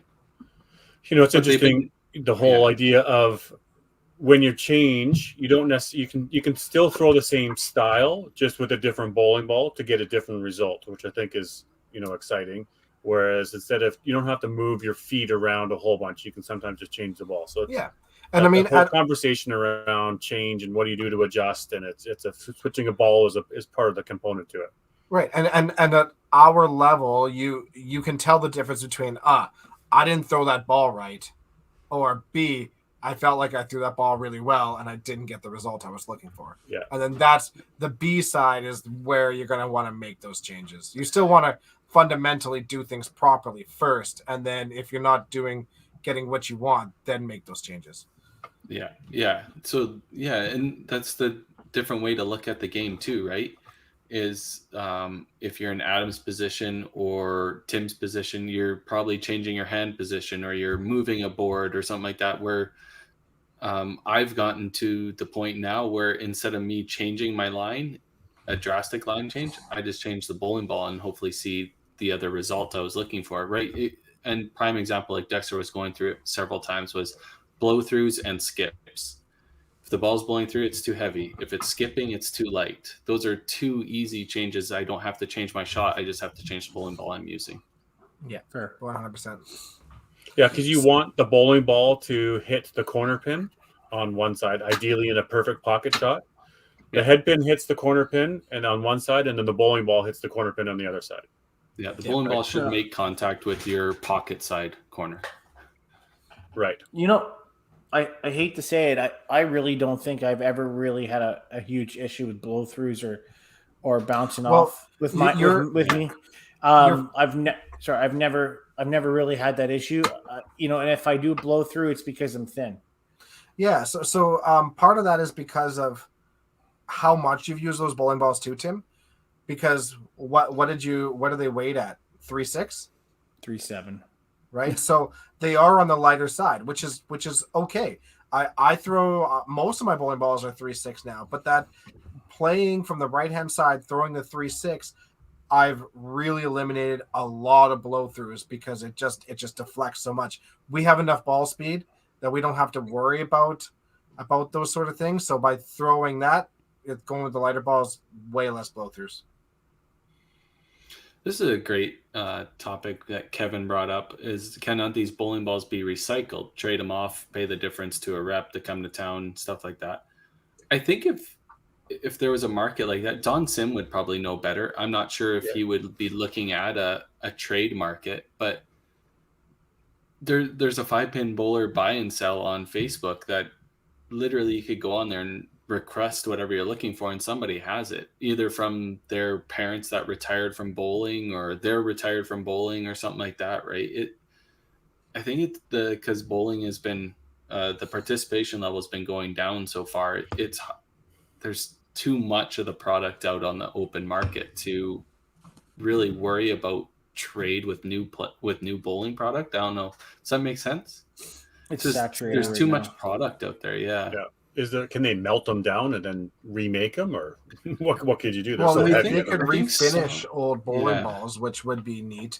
All of a sudden you could see more of those original Cyclones and stuff out there because. Well, look at Shelby's market, right? Sure. So All Star Bowling Sales has moved into putting a vinyl cover or whatever you want to call it, a finish on it to literally decollate anything you want.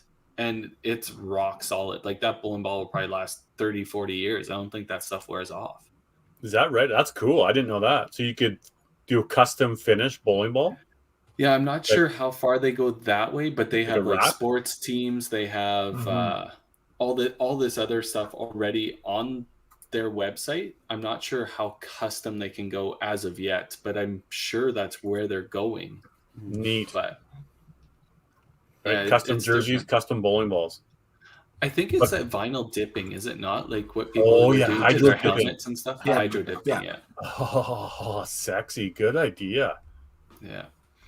And then they put a finish onto it. And yeah, like from what I've seen, people have had them. I haven't seen any damage to them. They're hard. They're not gonna. They're pretty good. Yeah, it's crazy. So while we've been doing this, let's go back to our spreadsheet, Carrie. Yeah, I'll bring it up. JB's working in the background. Who's excited for another stat? Here you go. Tim requested it. Pins left on the deck. Oh, nice. Now, I would assume lower's the better. Yes. Yeah, it's per game. Average per game. There's an average of 2 per game is the best. And then obviously it escalates from there. But you got to look at games played too, right? But yeah, Adam right up there, 36 games played. He only left 2.25 pins on the deck per game. Right behind Schultz, only played 14 games, but he had a huge qualifying and went chitty, right? Yeah, exactly. So 20 games, Ryan O'Callahan at 2.85. Solid. Gall, obviously winner of the tournament. Only left just under 3 pins per game. Sylvain right behind him with 3. Finished second. Timmy, 3.1.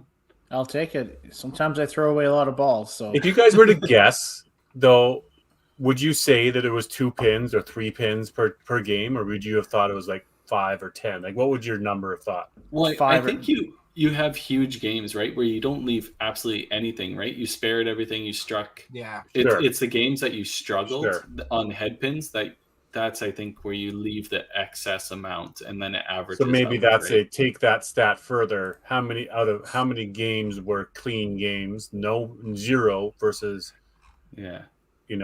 What's crazy though is, okay, so for example, like 387. I look at it, Daryl shot 52 two shifts, games. two shifts, and he left 83 on the deck, right? So say he averages that out and makes it 40 something a shift. Does that make him qualify? Right. That's the kind of stats I always look at. Right. It's like it's but just only 5 per game surprises me. I would have thought it was higher, but given the, like you said, Carrie, some couple of games I would have had clean games, so I wouldn't have left any. I would have felt like I left a lot more than that. Right. 16 a game though, right? That's or 5 a game. That's 5 average points, right? Sure, but I don't want to pick on Zach Nielsen, but he brought up he posted something on the stats online. He says, I'm terrible at my spares or whatever, but I pick up my wood, and he's 140th.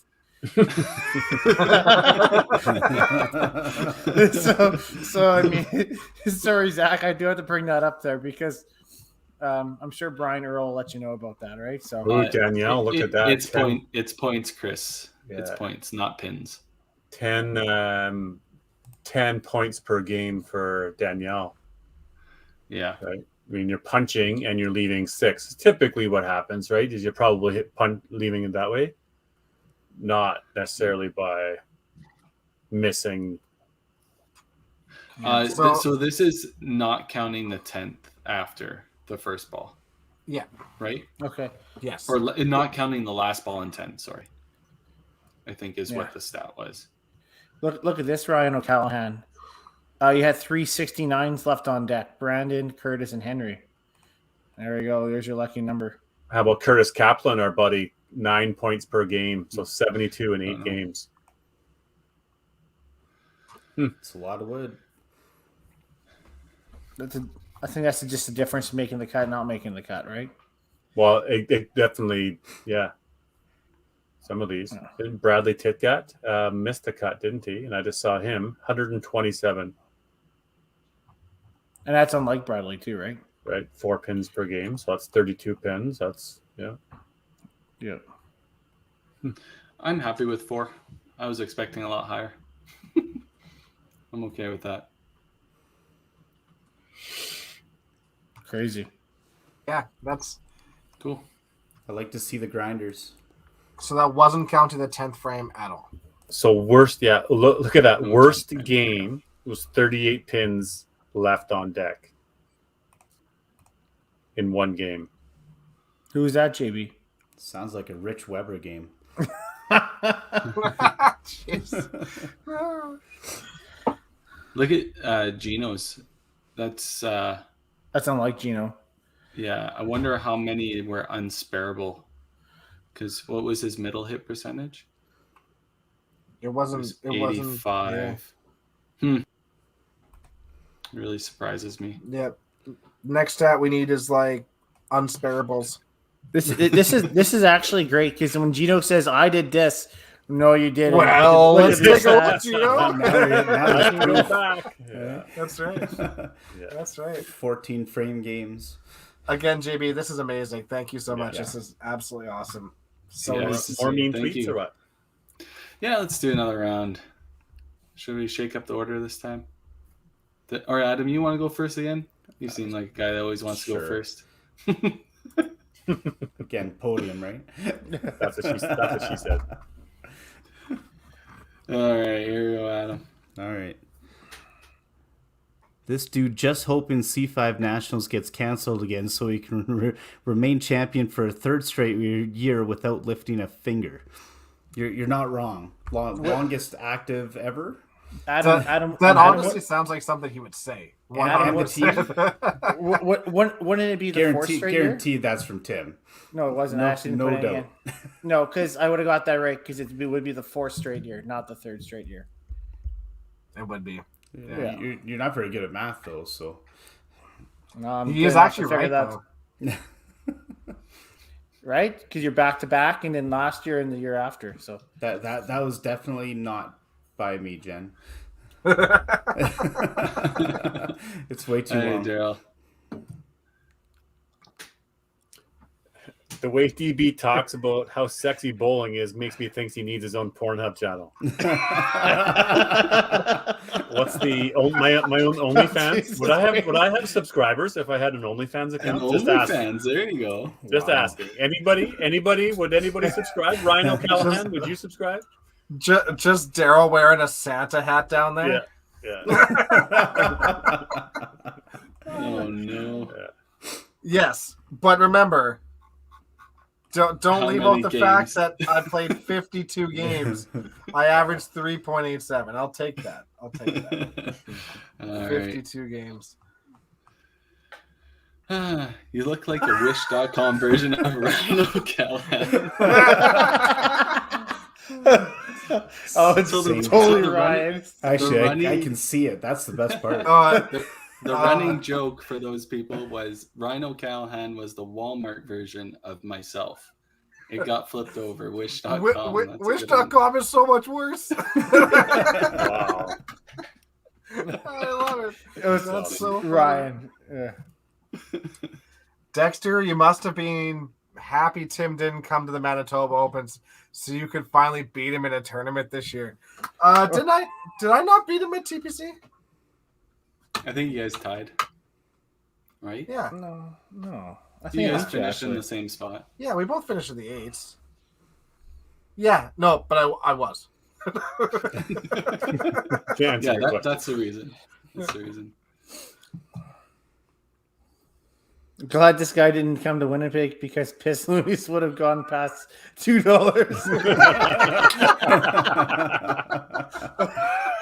Ryan. That's awesome. I love it. $32. That's so good.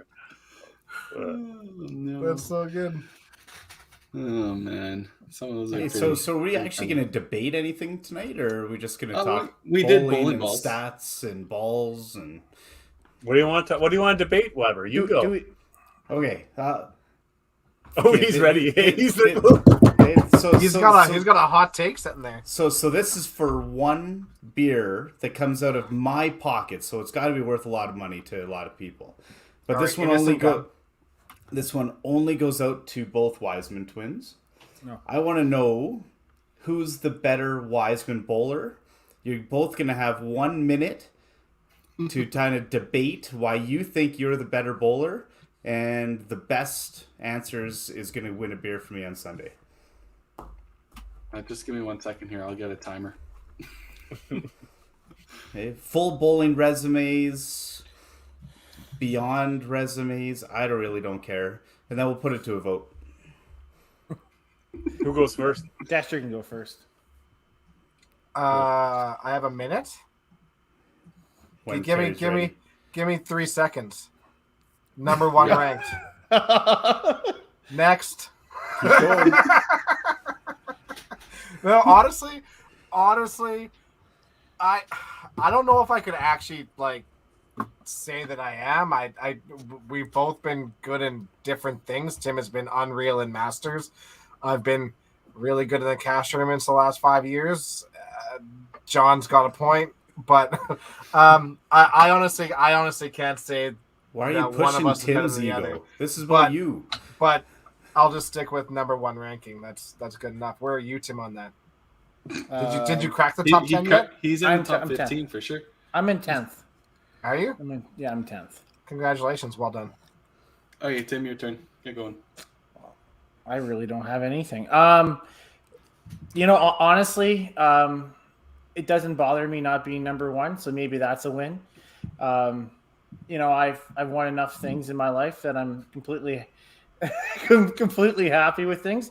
And you know what? To be on a couple teams with Adam Weber to win gold, I mean that's a feat in itself because he takes a lot of energy from the rest of us. So, That's fair. yeah. I think I have a better open resume and better Masters resume. Dexter just has a better cash term resume. and it's pretty straightforward. Sorry, with sorry. How many gold medals do you have at Masters? Finally, here we go. Debate this. that. How many gold medals? Okay, let's do Yeah, You know no, what? just That answer was the easy. question. Answer You the know what? question. To What's be what's complete- the answer? I don't have to have gold medals to be. Is better there an player answer? than you? Could Is be that- because you had Freddie to carry your ass the whole way fucking there, bud. Winning, That's all I have to say. winning matters. No, it doesn't matter. Winning matters. Masters, honestly, master teams. Yeah, there's some great teams, but you have to be top. There's only 4 good teams at nationals. Some other ones just participate. Sorry. Yeah, so I Brian, Tim doesn't thank God. Tim thanks Mary. just yeah. So if we look at Canadian 5-pin medals, Dexter has 2. He has 1 Masters gold medal and 2 WCBT titles. And then let's look at Tim's. No, Tim has 3. 3 Open, 0 Masters, 1 WCBT title. Right. And how many tournament masters did singles did I win? I'm gonna bring this up, Brett Hendrickson. At I want to bring this Nationals? up. 0. 'Cause But that's what really matters. you know what? You have to get there in order to have a chance. So I've had 3 chances out of my 4 because So your percentages aren't very good, is what you're saying. Nope, 0. I'm 67% chance of medaling a silver medal. What are you, Sex Panther? Yeah. 60% of the time, it works every time. I just think my road's been a little bit easier, harder than yours. That's all. So Was it easier or harder? harder for sure. Harder for sure. You know, I think I'm a more consistent bowler. I think Dexter gets super hot, and then if he's not finding the middle, like tough luck. You play 4 shifts. That's basically how that works. So he'll play enough games to make a shift, make a cut. I don't have Don't to you do say that. if I'm not middle hit percentage? Let's bring that stat back up, shall we? 85.71. This Tim is one tournament. 84.04. One tournament. Next. Dexter. So- Dexter. So Next. Adam, who won? Who won? Oh, then, Adam? yeah. I'm leaving it up to all 3 other podcast members. DB, who do you think? Am I weighing in on the subject, or am I just voting on who did better at the debate? You're voting on who do you think is the better based way on to put these guys on. based on the debate. Yeah. I think based on that the might be debate. the worst Based on debate of the night. No, I think it was one of the worst debates. But I'll weigh in on the subject after. But I think the winner of the debate was Tim.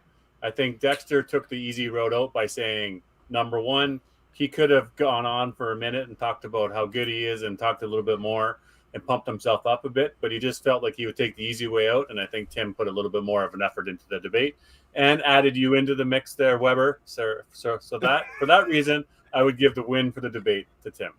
But he used bullshit Carrie? stats. Shh. Carrie. I think Tim's the better debater. I'm a master debater. Master debater. I don't agree with the better bowler. I think they're Yeah. pretty even, but better debater for sure. Yeah. No, it's perfect. Now I don't even have to say it. All right, 2-0 Tim. Hey, I was going to give it to Tim for the simple fact that Dex was like pumping his tires during his minute. What are you doing? Like, Oh, He didn't want to. I'm confident enough in myself that I don't have to deflate Tim's ego to win. I'll weigh in on the subject though for a minute. I'll give my debate for a minute. perfect.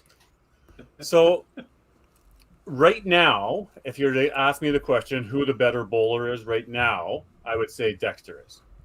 If you ask me overall, encompassing a career, I would probably give the very slight nod to Tim. They've both had outstanding careers dating all the way back to YBC. And then for the most part, the two of them have played a part in each other's success. When the two of them are on teams together, there's no stopping them. They go everywhere. And it's sort of the two of them that go. They've had sporadic moments where each individual's had wins, but Like at Dexter Masters. didn't have the early success in, cash tournaments and all this stuff. So Tim had that early on, right? Whoa, Tim- Daryl! I won TPC in 2010. Right, but then Tim doesn't have a Sunday victory yet. Right. Yeah, no, go down. But then Tim goes and does a bunch of these Masters, right? Yeah, and, he's been and to incredible be in the Masters. single for the Masters for out of Alberta is a pretty big accomplishment. In the meantime, still making all the teams to the Opens and doing those, taking some deep runs at some cash tournaments, some silvers and some of those. Whereas Dexter here recently in the last few years has absolutely dominated the game, and to the point of his confidence is through the roof. And Dexter has the reputation right now and the ranking of being the best and most feared. So, but Tim a little bit to the side of being a bit underrated right now, of being how good he is. But so there's my sort of synopsis. If you're asking me right now, Dexter. If you're asking me overall, then I'm choosing Tim. I think this comment just ends the podcast. It is totally and probably my life. 100% the Sedin twins of the bowling world, Jen. 100% you are the Sedin twins. You do brutal. So good together. You've had moments of individual stardom, but ultimately, being with each other is great. So, well, Friends off, DB, there's no coincidence that when Dexter kind of became Fat Dexter again, he's back on top of the world. Right. You think It that's helps. in direct correlation? Yeah. Direct correlation, absolutely. He's number one. All right, should we do another debate? Did we? We're good there. Mm-hmm. Actually, let's do a little announcement. Yeah. Oh, we're gonna do it. Oh, yes. Yeah, let's do a Oh little man, I've been announcement. waiting Good all day, just call. waiting for Carrie to be like, "Let's do it now." But great topic, though, Adam. Great topic, buddy. I like it. I like that. We'll was have good. a couple more after that. I like that. So for as many people know, we had a little partnership with a little brewing company called Alley Cat Brewing. They sponsored us for a little bit, for I think it was just about a month and a bit. And since then, we've had something in the works, and we're happy to announce. And Dexter knows all the fine details, so I'll let him announce the rest of this. But I'll just put it up on the screen here so everybody can see it. So without further ado, we have Drum roll. the 5-pin bowling beer, the 5-pin Brewniverse. Yes, That's so awesome. I'm so excited for this. So this is officially going to be out. Well, we're going to have it at Sherwood Bowl next Tuesday. It's going to be on Liquor Connect, starting in around Christmas time. So what this means for the Alberta people is that if you want to get it, or if you own a bowling alley, or if you're involved in a liquor store or anything like that, this is how you order it. So this is the Liquor Connect ordering information here. You just have to bring this to the liquor store to see if they will bring that in for you. If you're a bowling alley and you want to order direct, or you order directly from Liquor Connect, this is the information you need to have to get it there. Otherwise, if you are ordering from a liquor store, just kindly go in and ask them to bring it in for you, and 99% of the time they will do so. So yeah, it's going to be awesome. Super excited. We're hoping to get in a few liquor stores here in Sherwood Park, but it's definitely going to be in a bunch of bowling alleys, obviously starting with Sherwood Bowl. I know I already sent the information off to Melinda Bruno, so those of you in Calgary, Shaughnessy, Safeway liquor store will be carrying the 5-pin Brewniverse for sure. But yeah, there's a bunch of bowling alleys that are already on board, and we're very excited to have this out. 25% or 25 cents from each can sold will go back to 5-pin Universe. So just try to, further promote the game and Pro League, and just keep making things better for people. But we're obviously very passionate about our beer here, and this was like a great way of doing it. Kudos to Tim. This was Tim's idea. It just kind of popped up one day at work, and then we all sort of had our hands in, getting this thing going. DB's graphic design guy went to town on a bunch of labels, and they looked absolutely amazing. But this is what we settled on, and Alley Cat is very excited, and we are very excited. Yeah, and if it goes well, there might be a line of them. They're already talking about making a line of Yep. Brunaverses. So Yeah. yeah, So we and they're- posted it on our Facebook page. Obviously, the information is on there. We'll try and update you with what we know. Like Dexter said, you can get on Liquor Connect.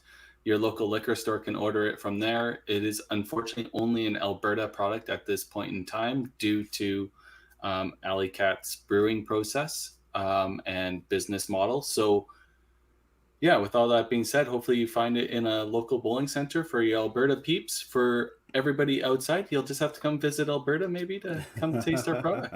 Yeah, we'll have to figure out how to get it outside that, right? Obviously, some liquor stores or other bowling centers across the country of how do we get it into those places so that they can then resell it. Because that's, bowling centers right now are ordering it off of their Liquor Connect and then they're reselling it to the bowlers on a weekly basis, whatnot. You're not buying off sales. If you are, you're through a liquor store, obviously, right? But yeah, how do we get it outside of, we could ship it to them if they bought it online, or bought it. I don't know. Can you ship beer? I don't know if you can. Yeah, right? it's tough. It's tough selling it out of province. I don't know what the logistics of that is. You can thank Mike- AGLC. Yeah, exactly. It's an AGLC thing. Yeah. Can you get it from the Alley Cat store? No, you cannot. They don't have really a storage facility there, so that's why they're sending everything to Liquor Connect, because Liquor Connect is the place that can ship it out throughout the entire province to anybody who wants to get it. So, so that's the lowdown on that. But Yeah, just could ask we- a liquor store to bring it in. Away you go. Can you buy it from a liquor store, or say hypothetically here, The liquor store needs to bring it in. So the liquor store needs to bring it in. Sure. So Yeah. Shaughnessy Safeway, Sherwood Park liquor store. We got a guy in Manitoba who wants to buy it. He gives DB $50. I'll go to the store. I'll buy it.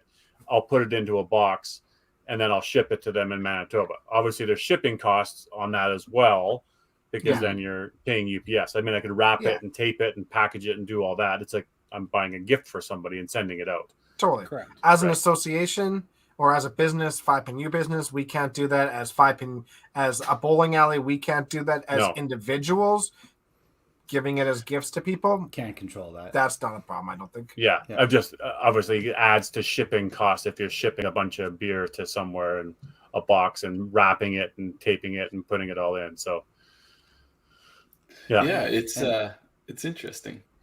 And the Official, tall boys. yeah, official beer of the Pro League, right? Yeah, Official beer of the Pro League. we'll test out some shipping boxes and weights of a flat of beer. We'll only do a flat at a time and some bubble wrap, and we'll see how it works. Who wants to be the first guinea pig? We'll see. Did we announce, Dexter, that they are tall boys? Yes, they boys. are all tall boys, yeah.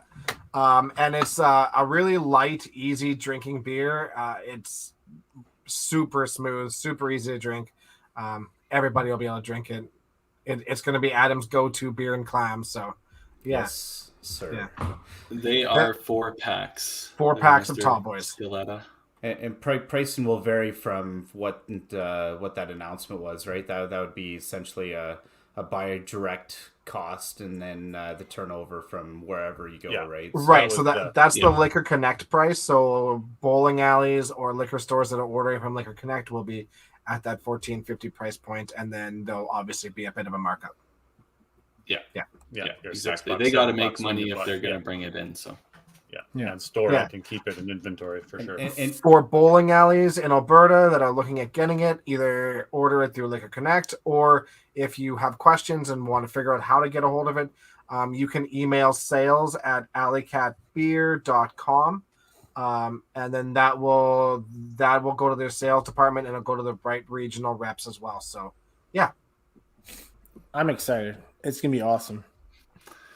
can't I wait till Tuesday. can't wait to see the final product. I can't wait to see people taking pictures and tagging 5P Universe, and really can just continue to promote the game like this crew has for some time, and anything to further the game, and that little bit of kickback will go a very, very long way, and for further promotion of the game, and or further cameras, anything, right? Everything is important. So And honestly, if you're a bowling alley or a liquor store or something like that, and you guys are supporting it, and you guys are bringing it in your bowling alley, please let us know too. Send us pictures or whatever, but please let us know because we'll start pumping out your guys' stuff too, because we want to send people your way to go and buy it as well, right? So we want to cross promote as well as best we can throughout everything. The other thing is too is like I'm super excited because this might be the first thing that may expand our reach outside of our regular community. I mean, 5-Pin Universe is obviously huge in the 5-Pin game, right? But this is going to be the first thing that's going to be sitting on a shelf in a liquor store, maybe, you know? They go in and they're going to look at it. It's like, what is this? And, you know, people like Tim, people goes in and buys random beers all the time, right? So here you go. Here's an opportunity. It's got a QR code that goes right to 5-Pin Universe. So hopefully this might expand our reach a little bit that way.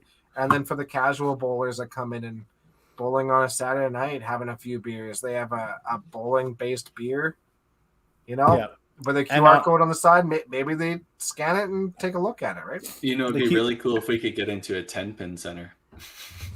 Yeah. Here's a 5-pin beer. Where's True your enough. 10-pin beer? True enough. Yeah. Mountain View. Yeah, no, yeah, Mountain View might, yeah. There is a QR code that goes straight to our 5-Pin Universe site, correct? So that's a big podcast thing. playlist, I think. The QR code goes to our YouTube podcast playlist. Yeah. So cool, guys. I'm so happy to see you guys put a lot of effort into all this. So, you know, kudos for you guys pushing this through. Yeah, and obviously thanks goes out to BPG, Daryl, designing it, and they came up with a bunch of different designs. We put a couple designs together in the end, and it's an amazing product. It brings not only our logo, but also bowling with the lane logo on it and stuff like that. It's quite the design, and I hope it does well. Yeah, that picture there doesn't show our little icon that we have on it, so that'll be a surprise. We'll have to share to people later on. Yeah. Super excited. Oh man, JB's just working away here. Who's ready for our next stat? Unsparables. Yeah. Can they do that beer as a draft beer? 5-Pin Brewniverse draft. Need to make taps. I will talk to our rep and see what the possibility of that is. Maybe we'll have to just sell. Let's just sell out of the stuff we get in the first place here, Alberta, and then True. Yeah, if we sell it super quick, then you know they're gonna want to do more stuff, right? Right. They're excited. They're ambitious. So yeah. What's our treat? This is the unsparable rate. So numbers. So the lower the better means less splits you threw. Right. It looks like numbers of unsparables per game rate. Yeah. So we got to start at the bottom. Who had the worst split rate? Oh, I gotcha. Kevin Holdsworth. DB's down there too. Yeah. Yeah, Daryl was talking to me about it, and I proceeded to punch right after he was talking to me about it. I remember this. You're welcome. Yeah. So 2 point. That's a big number of unsparable. Yeah. Yeah. Over two unsparables a game. That's 20% of your game, right? That's So that's punches or splits, right? Even or aces. I'm assuming Tyler's there too. 1.9. Wow, interesting for Tyler after how many he must have just got on a run of really bad ones, but obviously he had a lot of strike rate too. Interesting to see him. So Greg DeGrazia too. Did you see the best one? 0.5 Palmer. Weird. Weird. Eh? Yeah. Me and Gino are right around the same number, kind of. Now this doesn't take into account the number of times hit in the middle. This isn't. It's just per game. So if you miss lots, you're obviously going to have a lower rate. Yeah. Where's Adam? Near the top. Down like 1.9 Yeah, as well. if you miss lots, you're going to have an unplayable. Yeah. Interesting. Well, the problem is you hit the middle 9 times out of 10, right? And you get 6 strikes out of it, or five. I think it was 5 strikes for myself. You're probably going to have 2 unsparables and then 3 sparable shots, right? And that usually averages out to about 260, 265 plus. So the stats, they all make sense, but everything's simply based on your middle hit percentage, right? Yeah. Everything else just comes from that. It's crazy. I only had 1.3. Yeah. Mr. Mike Lecuse, 1.11. All right, what other debates do you guys have? It is debate night, not stats night. That's right. That's fair. Stats Night's exciting too, though. Stats night is awesome, but that could be First another time we've night. seen that. We gotta No, jump all over. I absolutely love it. Well done, JB. So awesome. Yeah. So what else are we gonna debate? Let's get one more good one in. Where do we want to go with this? Do we want to stick on the pro side of things, or do we want to? I don't know. I'm lost. Custom shoes are not. There you go. Definitely Outdoor. custom shoes.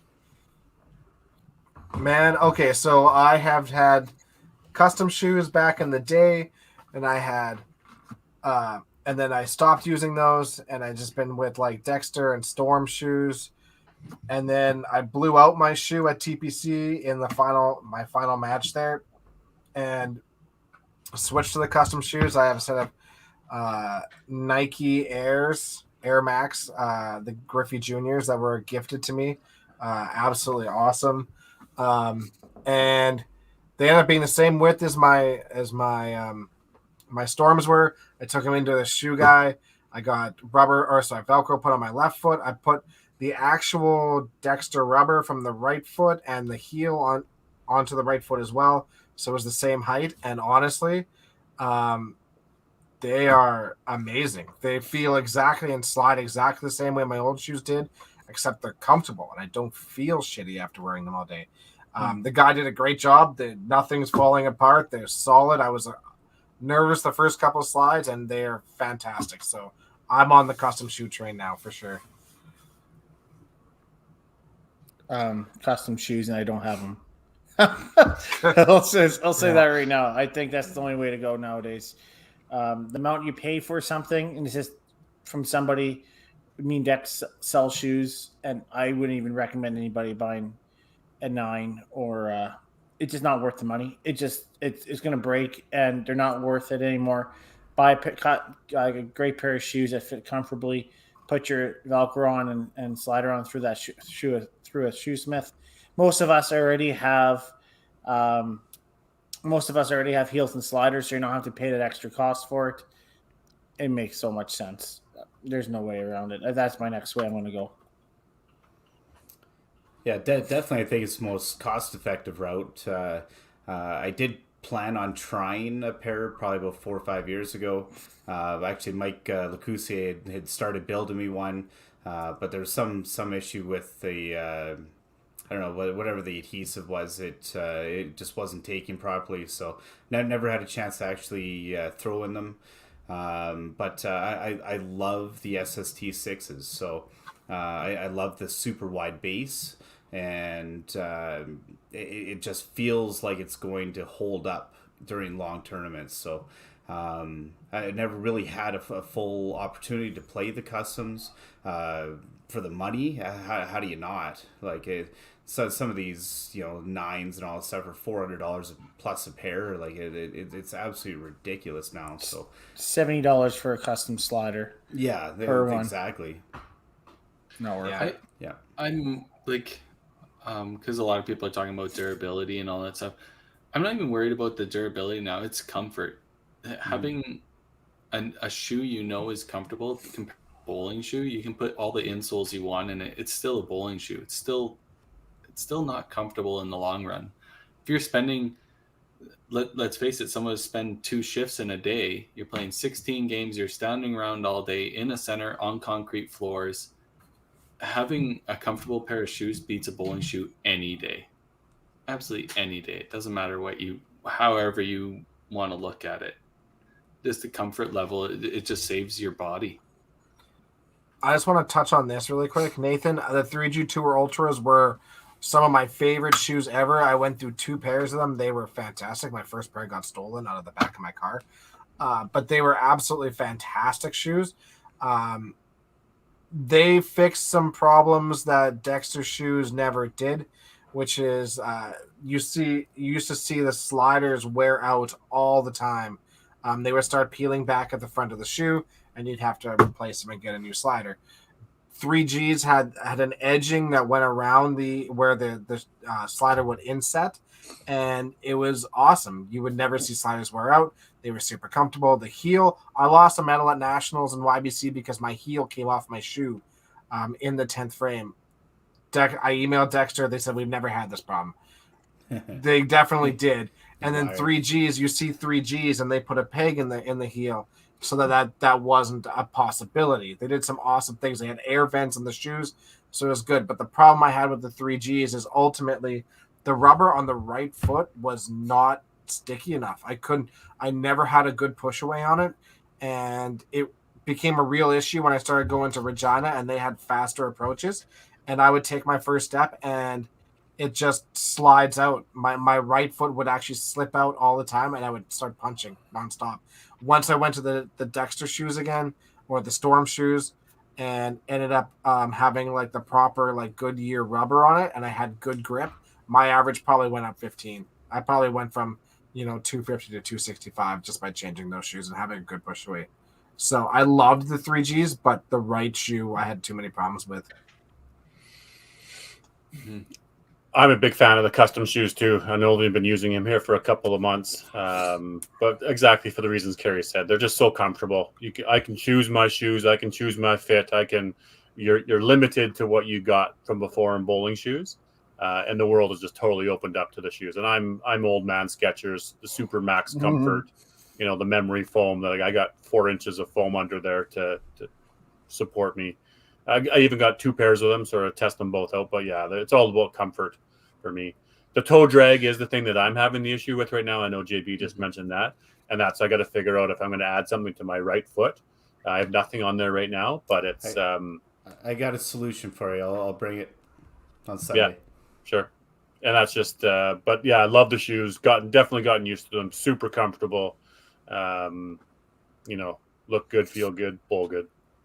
Yeah. And point that Jason brought up was the uniqueness, right? Now you don't have everybody wearing the same SST6s or the same SST9s or whatever that shoe came out that year, because the shoes wore out so fast. They're not all wearing the same shoe, right? Like now you have people with all different shoes. Some people even match their shoes to what they're going to wear on the day, like Danny Bear. And yeah, I do. Yeah. It's super super unique, and it adds something else to the game. And I think, unfortunately, for a bowling company, it really sucks for like Dexter and Lynn's, which is now I think Hammer. Yeah. It really sucks for them because they're losing out on that market. But when you're charging $70 for a slider, I don't really think you have a choice in the matter, right? Yeah. But I mean, you priced yourself out of the market. But do they care? I mean, we brought up their concerns many times down there at the expo, and it was like, well, you're just a small piece of the whole thing, right? And how many? I'm interested how many 10-pinners out there actually customize their shoes, because I really don't think so. Like I think the 10-pinners are always going to buy their own shoes, and we're just a little bit innovative up here. We're willing to try something different. Oh, right? What do you mean by 10-pinners? You mean like the pro side or just the recreational 10-pinner? I follow a lot of the PB, not PB. That's not just the professional list, the rec side stuff, and nobody's ever talked about custom shoes. They always talk about because they're sponsored, right? Or Dexter. They get those shoes. Yeah. Why would you worry about it when you're not paying for it, right? The pros, but the casual players in the proprietor groups, they always talk about, hey, well, what about Dexters? What about Storms or whatever? And nobody's ever brought up, hey, I do custom shoes, or I have my own shoes. Yeah, right. True. The hardest part right now too is that all these big companies decided they want to outsource to China about 5 years ago and do their distribution out there. Well, jokes on them. They can't get any products out here nowadays, right? With the COVID. We And can the make shipping. actually one pair of shoes too for doing a custom pair of shoes. Like there's a few different ones. Where the Vans, there's a running shoe, there's some stuff. So I've got some that I've made that are. So yeah, you could do a custom bowling shirt and a custom pair of shoes, and then obviously go get those shoes to put your slider and heels and everything on. What I found is the shoes maybe don't quite have the support that you'd want in a bowling shoe. So a little bit more of a lighter running shoe, lighter, cross trainer. That if you're playing on a lane for 12 hours and 35 games over the course of a day, they might not hold up. So that'd be my concern. But you can definitely make them if people want to do them for league night and have some fun and play around with them. $80 to $100, something like that. You can make your own pair of shoes. It's kind of cool. I've had my Airwalks for 5 or 6 years now. But I wasn't using them for a while, but I've used them for a full season and I guess a half, because we only had half a season last year. But they've held up super well. I put Velcro all the way across the bottom, so it's one solid piece. So I guess it holds that your shoe doesn't bend as much as it normally would. So you kind of have that bowling shoe rigidity a little bit. But yeah, it's held up really good. The only wear on it is, like you're all saying, the drag toe. And actually, when my first step rubs against the other shoe, so it's wore a little bit on the inside of the shoe, but that's it. Makes you want to go get a pair. Yeah, they're fun to test out, Weber. Go get a really super comfortable pair or whatever, like you'd want to chum around in, or whatever pair you want to be super comfortable in. And the guy in the park that does the shoes, he's amazing at it. I mean, I think he's done 100 pairs or more now, so he knows exactly what it is. You go in, oh yeah, no problem, here you go. Literally just takes my shoe and just starts drawing on the bottom. It's like, I need these bowling shoes. Okay. Just starts drawing on the bottom and away it goes. And they're you just leave them with them for a couple of days and you're good to go. But yeah, definitely recommend to go on testing it out to see what it's like. I had to try it. Yeah, that's exactly what I'll try, Jason, on the toe. Yeah, I've got basically on the Velcro they got like the hook end and then the other softer end. I've got some industrial strength Velcro. Sweet. I've got a bunch of it. I'll give it to you. Mine's held up for like 3 years, and I dragged my toe. Yeah, I need to steal a piece again from you too, buddy. It just sort of drags as I'm taking that second step, right? I will sell it to you. I like DV. That's fine. Just put it on the tab of money that you owe me already. Oh, no, okay, done. Kathy, it's funny you bring that up. Brandon Coburn made a pair of sandals that he used to play in. Yeah. It worked good. Kept him slow. That's for sure. Yeah. He doesn't play in them anymore because I think that's kind of the restriction. Keeps you slow, but I don't know how well you could trust it. You blow a sandal once in a while, probably. There were Dexter shoes called Mary Janes that they sold in their open sandals. They used to do that back in the day. That makes sense. Get some Crocs for Rich. There you go. Yeah. Oh God. I think that's disowning right there. I don't think so. I love my Crocs. Just put it out there. I'm sure you guys are really shocked by that statement, but I love my Crocs. Not at all. just reinforcing there. Yeah, Santa Claus over here. Okay, let's do another set of mean tweets. I gotta find it here. Do we have a bunch left? We got a few left. Okay. 2 perfect games. You and Carrie must be hogging all the strikes, but also you both have the least talent clearly. Sheer will, stubborn asses. What the hell? Why did I get looped into it? I don't know. I need to catch Carrie now.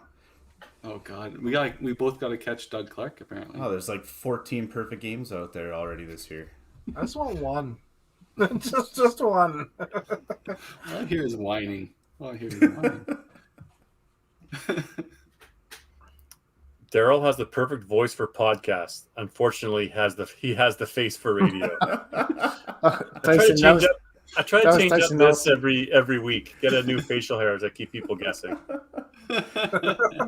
Tyson, Jesus. Tyson Oh, Nelson. man. Good old Tyson.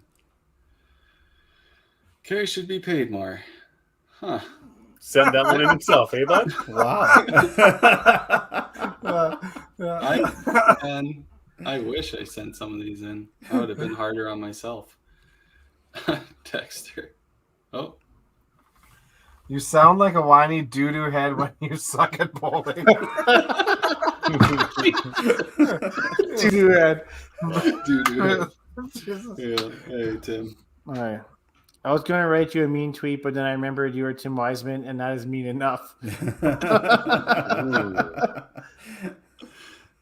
you want to do the last few here? Yeah, let's go. Yeah, let's do Might it. as well. Oh yeah, Adam, your last one. No, okay. Instead of buying all that tape for your knee, maybe you should spend the money on Weight Watchers or a gym membership. Wow. I'm pretty sure I've said the same thing to you like 4 times. Yeah, and now you just put it in tweets. Oh, that wasn't me. That Oh, wasn't so me. now it's official. Oh, okay. Oh man. You still cut people off, but wow, how you have improved since the last mean tweet. Never too late to teach an old dog new tricks. Oh god. Doesn't seem mean. No, not really. The only thing whiter than this dude is Larry Bird drinking a big glass of milk. Every time there's a white comment. Yeah. Larry Bird was before my time, so That must have been Ryan. He's the only basketball fan out I'm there. the least pale out of all these guys, except for maybe DB. What the heck's going on? You're just red. Racists. It's windburn from being on the farm. Yeah, It's probably. not- it's- Hey, Dex. I'd spend $800 for shifting TPC2 in exchange for just one more Eggs Benedict. Damn straight, Ryan. I love it. I'm glad to see Tim's bowling has gone better than his Bible studies this season. Wow. That's a good one, Tyson. Well, Jesus. I was hoping to forget that. Yes. Yeah. So, No, yeah, that time of let's year. look back. Yeah, let's look back at the podcast. What's your favorite moment? Oh, that one. Can we bring up? That was I- really good. honestly, I haven't laughed that hard in so long. That podcast moment, I made a note in my phone immediately because I knew that this question would come up at some point, and it was that moment. It was just so funny. Just yeah. Cindy, we apologize. We don't mean for you to relive the moment, but we want Tim to relive it. Tim, explain what happened. No, I'm good. I'm real good. I hope Cindy found it as funny as we did too. I think she did. I'm sure I she think did. she did. She's fine with it. Yeah. I just put my foot in my mouth. That's all. No big deal.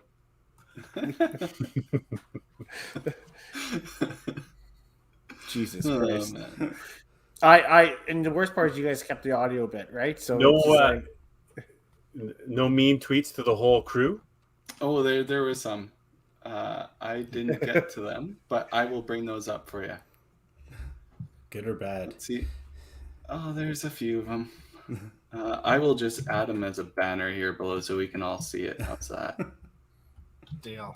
Somebody's got to read it for the audio listeners.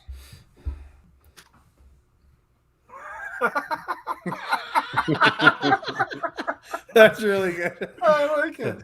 The 5 Pin U podcast. So you got to listen for the audio Yeah, guys. go ahead, The Adam, 5 sorry. Pin U podcast looks like the cast of King of the Hill let themselves go. Okay, so Yep. who's who? Was there 4 or 5 on King of the Hill? There's 4, 4. right? I don't There's know. 4. I No, didn't there watch was King of the 4. Hill. There was definitely 4. Yeah. Who's I the don't know. propane salesman? Hey. I don't even know what the show is. Yeah, no, on here it's got to be Carrie.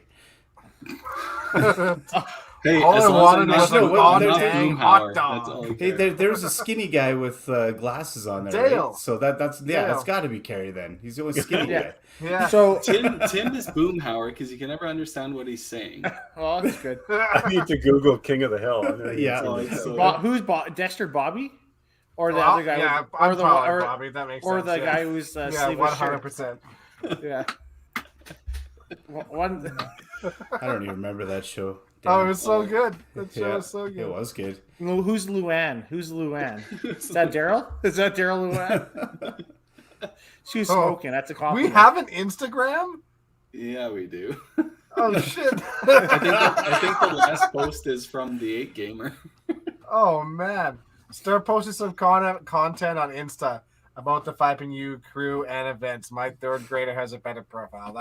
That's totally fair. Hey, we have something to promote on there now. Yeah, I'm Oh, Peggy. that's right. Daryl's We Peggy. could post stuff on like Thursday nights, Sunday nights, just random shit about 5PNU, I guess. totally. Yeah. About the crew. They want more. Fans want more.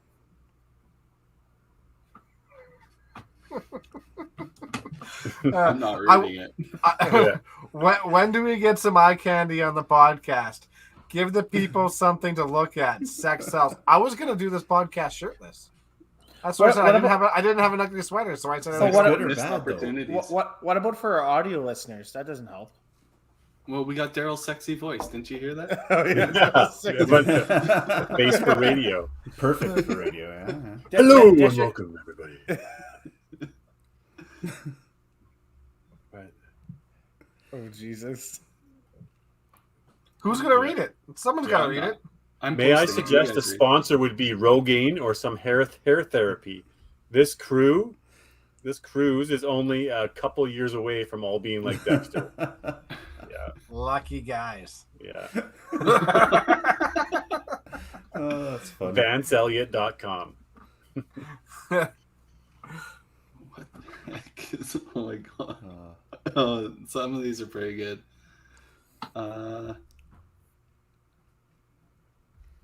We'll see what maybe Tim thinks about. Oh, not this one. There you go, Tim. Read this one. You're all politicians tippy-toeing on the line on some subjects. Buck up and tell us what you really think about the various association. Make bowling great again. Oh. Yeah. Amen. I tell you that. Oh man. That's true, though. So no, don't tell us what you think. How are After we gonna dark. just tell Tim what we think? Yeah. Yeah. You know it's gonna go somewhere. He can't keep a secret. No. Nope. I'm shocked that you held on to this announcement all week. Oh, that's been pretty good. You know, in all fairness, it was like 2 days, That's true. and I saw nobody.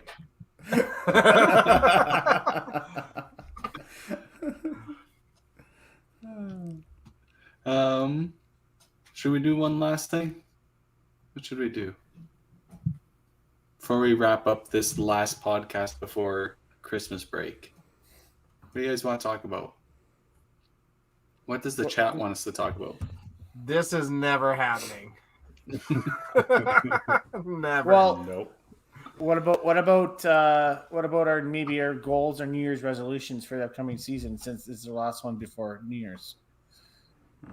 Wow. Rolling resolutions. Catch Doug Clark.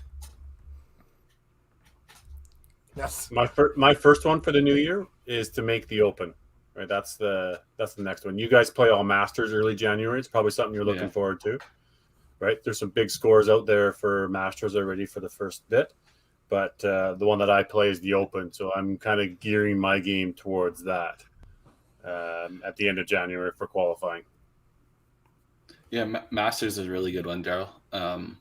Obviously, want to try and get a good spot to going into the last 2 tournaments is huge. So, I don't know how many of you guys are going to be playing over the Christmas break. I know you guys have Boxing Day doubles. Some of you, I think all of you are playing in it, correct? Nope. Yeah, I'm playing. Are you guys playing anything besides the Boxing Day doubles? I'm playing a tournament in Castlegar, BC. Nice. There you go. Yeah, I'm excited. It should be good. It's going to be a lot of drinking, but it's going to be fun. I'm looking forward to it. And the Boxing Day doubles is any different? Nope. The Boxing Day doubles, we've got 5-pin U beer. Oh yeah, you guys are gonna Right. sell out. Yes. That's gonna Yeah. Get your order in now. sell. Yeah. I obviously Masters is coming up. You want to play well. Obviously, Open is my number one. I always love playing the Open, but I just my main goal is to actually make the cut in Regina. If you look back, I don't think it's been like 6 or 7 years since I made that thing out there. It's a hard event for me. Just have to play better, and I just really want to do well. I mean, I'm in a good standing for the tour finals right now, and I think I'm sitting third or something. And usually the cut is usually around that. So I'm really hoping to make the tour finals this year as well. Yeah. I have a baby on Edmonton Open weekend, Jen, just so you know, and I have to deal with it every single year of having a child with a birthday. So come and join me. Yeah, the Regina Classic Bakers Yeah. is already full. That was quick. Almost Yeah. same day. That's awesome. My biggest hope to start the new year is that my knee and hip and leg finally get back to at least somewhat healthy. I can't bowl more than 2.5 games without excruciating pain right now. So a lot of chiro, doing a little bit of physio as well. Really trying to they figure they know what the issue is, so we're trying to get there. I think I've still got a few levels left in my game, and it really pisses me off because mentally I'm ready to go crazy and I can't physically. So I don't know if that's just the age thing. Everything just falls apart at 40, right, Daryl? So I don't know if that's my main goal to start. Obviously, Masters and the Open, those will the Open especially because I still have a lot on the back burner from a few years ago with the Open, so I'm still trying to push through some of those personal goals. But I'd love to make a team with you guys as well. So can't wait for the new year. But man, I just want to get healthy. Yeah, I just want to kind of get back to where I was throwing the ball before COVID. It feels close. You know, I've been struggling lately. I mean, I've been averaging 260, but it doesn't feel right. It doesn't feel like I can just click in and go. I've got 400s this year, and yet it still doesn't feel like I'm hitting the level that I want to. So I just want to go in and put some work in and just kind of find the way of just getting into the rhythm and throwing lots of strikes again, because it's been an absolute grind. So I got to work on some small things. 400s, and it's been a grind. I put it together at certain points, right? But outside of that, it's definitely it hasn't been where I want to be. So yeah. You could have had 5, right? Is that Is that 5 without a foul? Yeah. Yeah, exactly. It would have been 5. Yeah. Oh, that sucks. Mine is just to maintain where I've been at. Obviously, want to be a little bit better. Would like to take a title home, but yeah, been playing well. Can't say much otherwise. I'd feel like a hypocrite if I said I wanted to be better. I'm sitting at the top of the WCBT points, so obviously playing well. Just want to maintain it and take down a title. And I was kind of half joking about catching Doug Clark. Perfect games are very hard to come by, and they are coming in bundles this year, it seems like. So you never know. Might get lucky. Yeah. Well, we need 3 more of them, not sure, but so. the over under. And on the other side is, really looking forward to 2022 and what 5-Pin U holds, right? There's a lot of good things that are happening with us as a crew, with, the podcasts, with the debates, with the press conferences, with, tournaments, with 8Gamer, with, the 5PL, with merch, with beers, with everything, right? There's a lot of growth to happen this year, continued growth, and love it. See where it happens, right? See where hopefully people keep supporting us and the endeavors that we're doing and trying to push this game forward, and having fun. I mean, we're ultimately just a bunch of guys that love bowling and talking it and having fun. But I'll bring this right around full fruition. Coming back to that tweet, calling out associations. We've put out more content than all the other associations combined in the last decade, and we've done it last year. Yeah. Where's your guys' content? Where's your put your money to use? Let's get content out there. Let's bring 5-pin bowling back to the public's eyes. Let start marketing campaigns to get it on television. Let's need to spend the money in the right spots. You know, it'd be nice too also to get some recognition to us, like partner with us, ask us, like, you know, we're happy to share, and there's lots of people doing stuff out there, but you know, we're sort of leading the way in the content creation and pushing the game. You might want to reach out and make some phone calls, you know. Yeah, happy to help and happy to partner and you know, advertise and use our streams to push the game forward. That's what we're doing. All those 5-pin universe, let's go 5-pin bowling videos, it's all 5-pin universe stuff. It's time to get noticed. Yeah, agreed. Yeah, kudos, boys. Cool. Are we good for 2021? Yeah. Are we ready to close the book? Obviously, we do have a pro league this weekend, so everybody catch that this Sunday morning. That'll be the last show of the year, I think, as well. Man, don't quote me on that. I haven't been looking at the schedule. I'm sure it is. I'm sure we're not doing a show in the middle of holidays, so Yeah. We are that'd not. be pretty presumptuous of me if I did that. Yeah. Bombers play this weekend. Bombers play the last game before the Christmas break, Sunday 11 There you a.m. go. Tune in to watch. Yeah. Winnipeg right. just won already.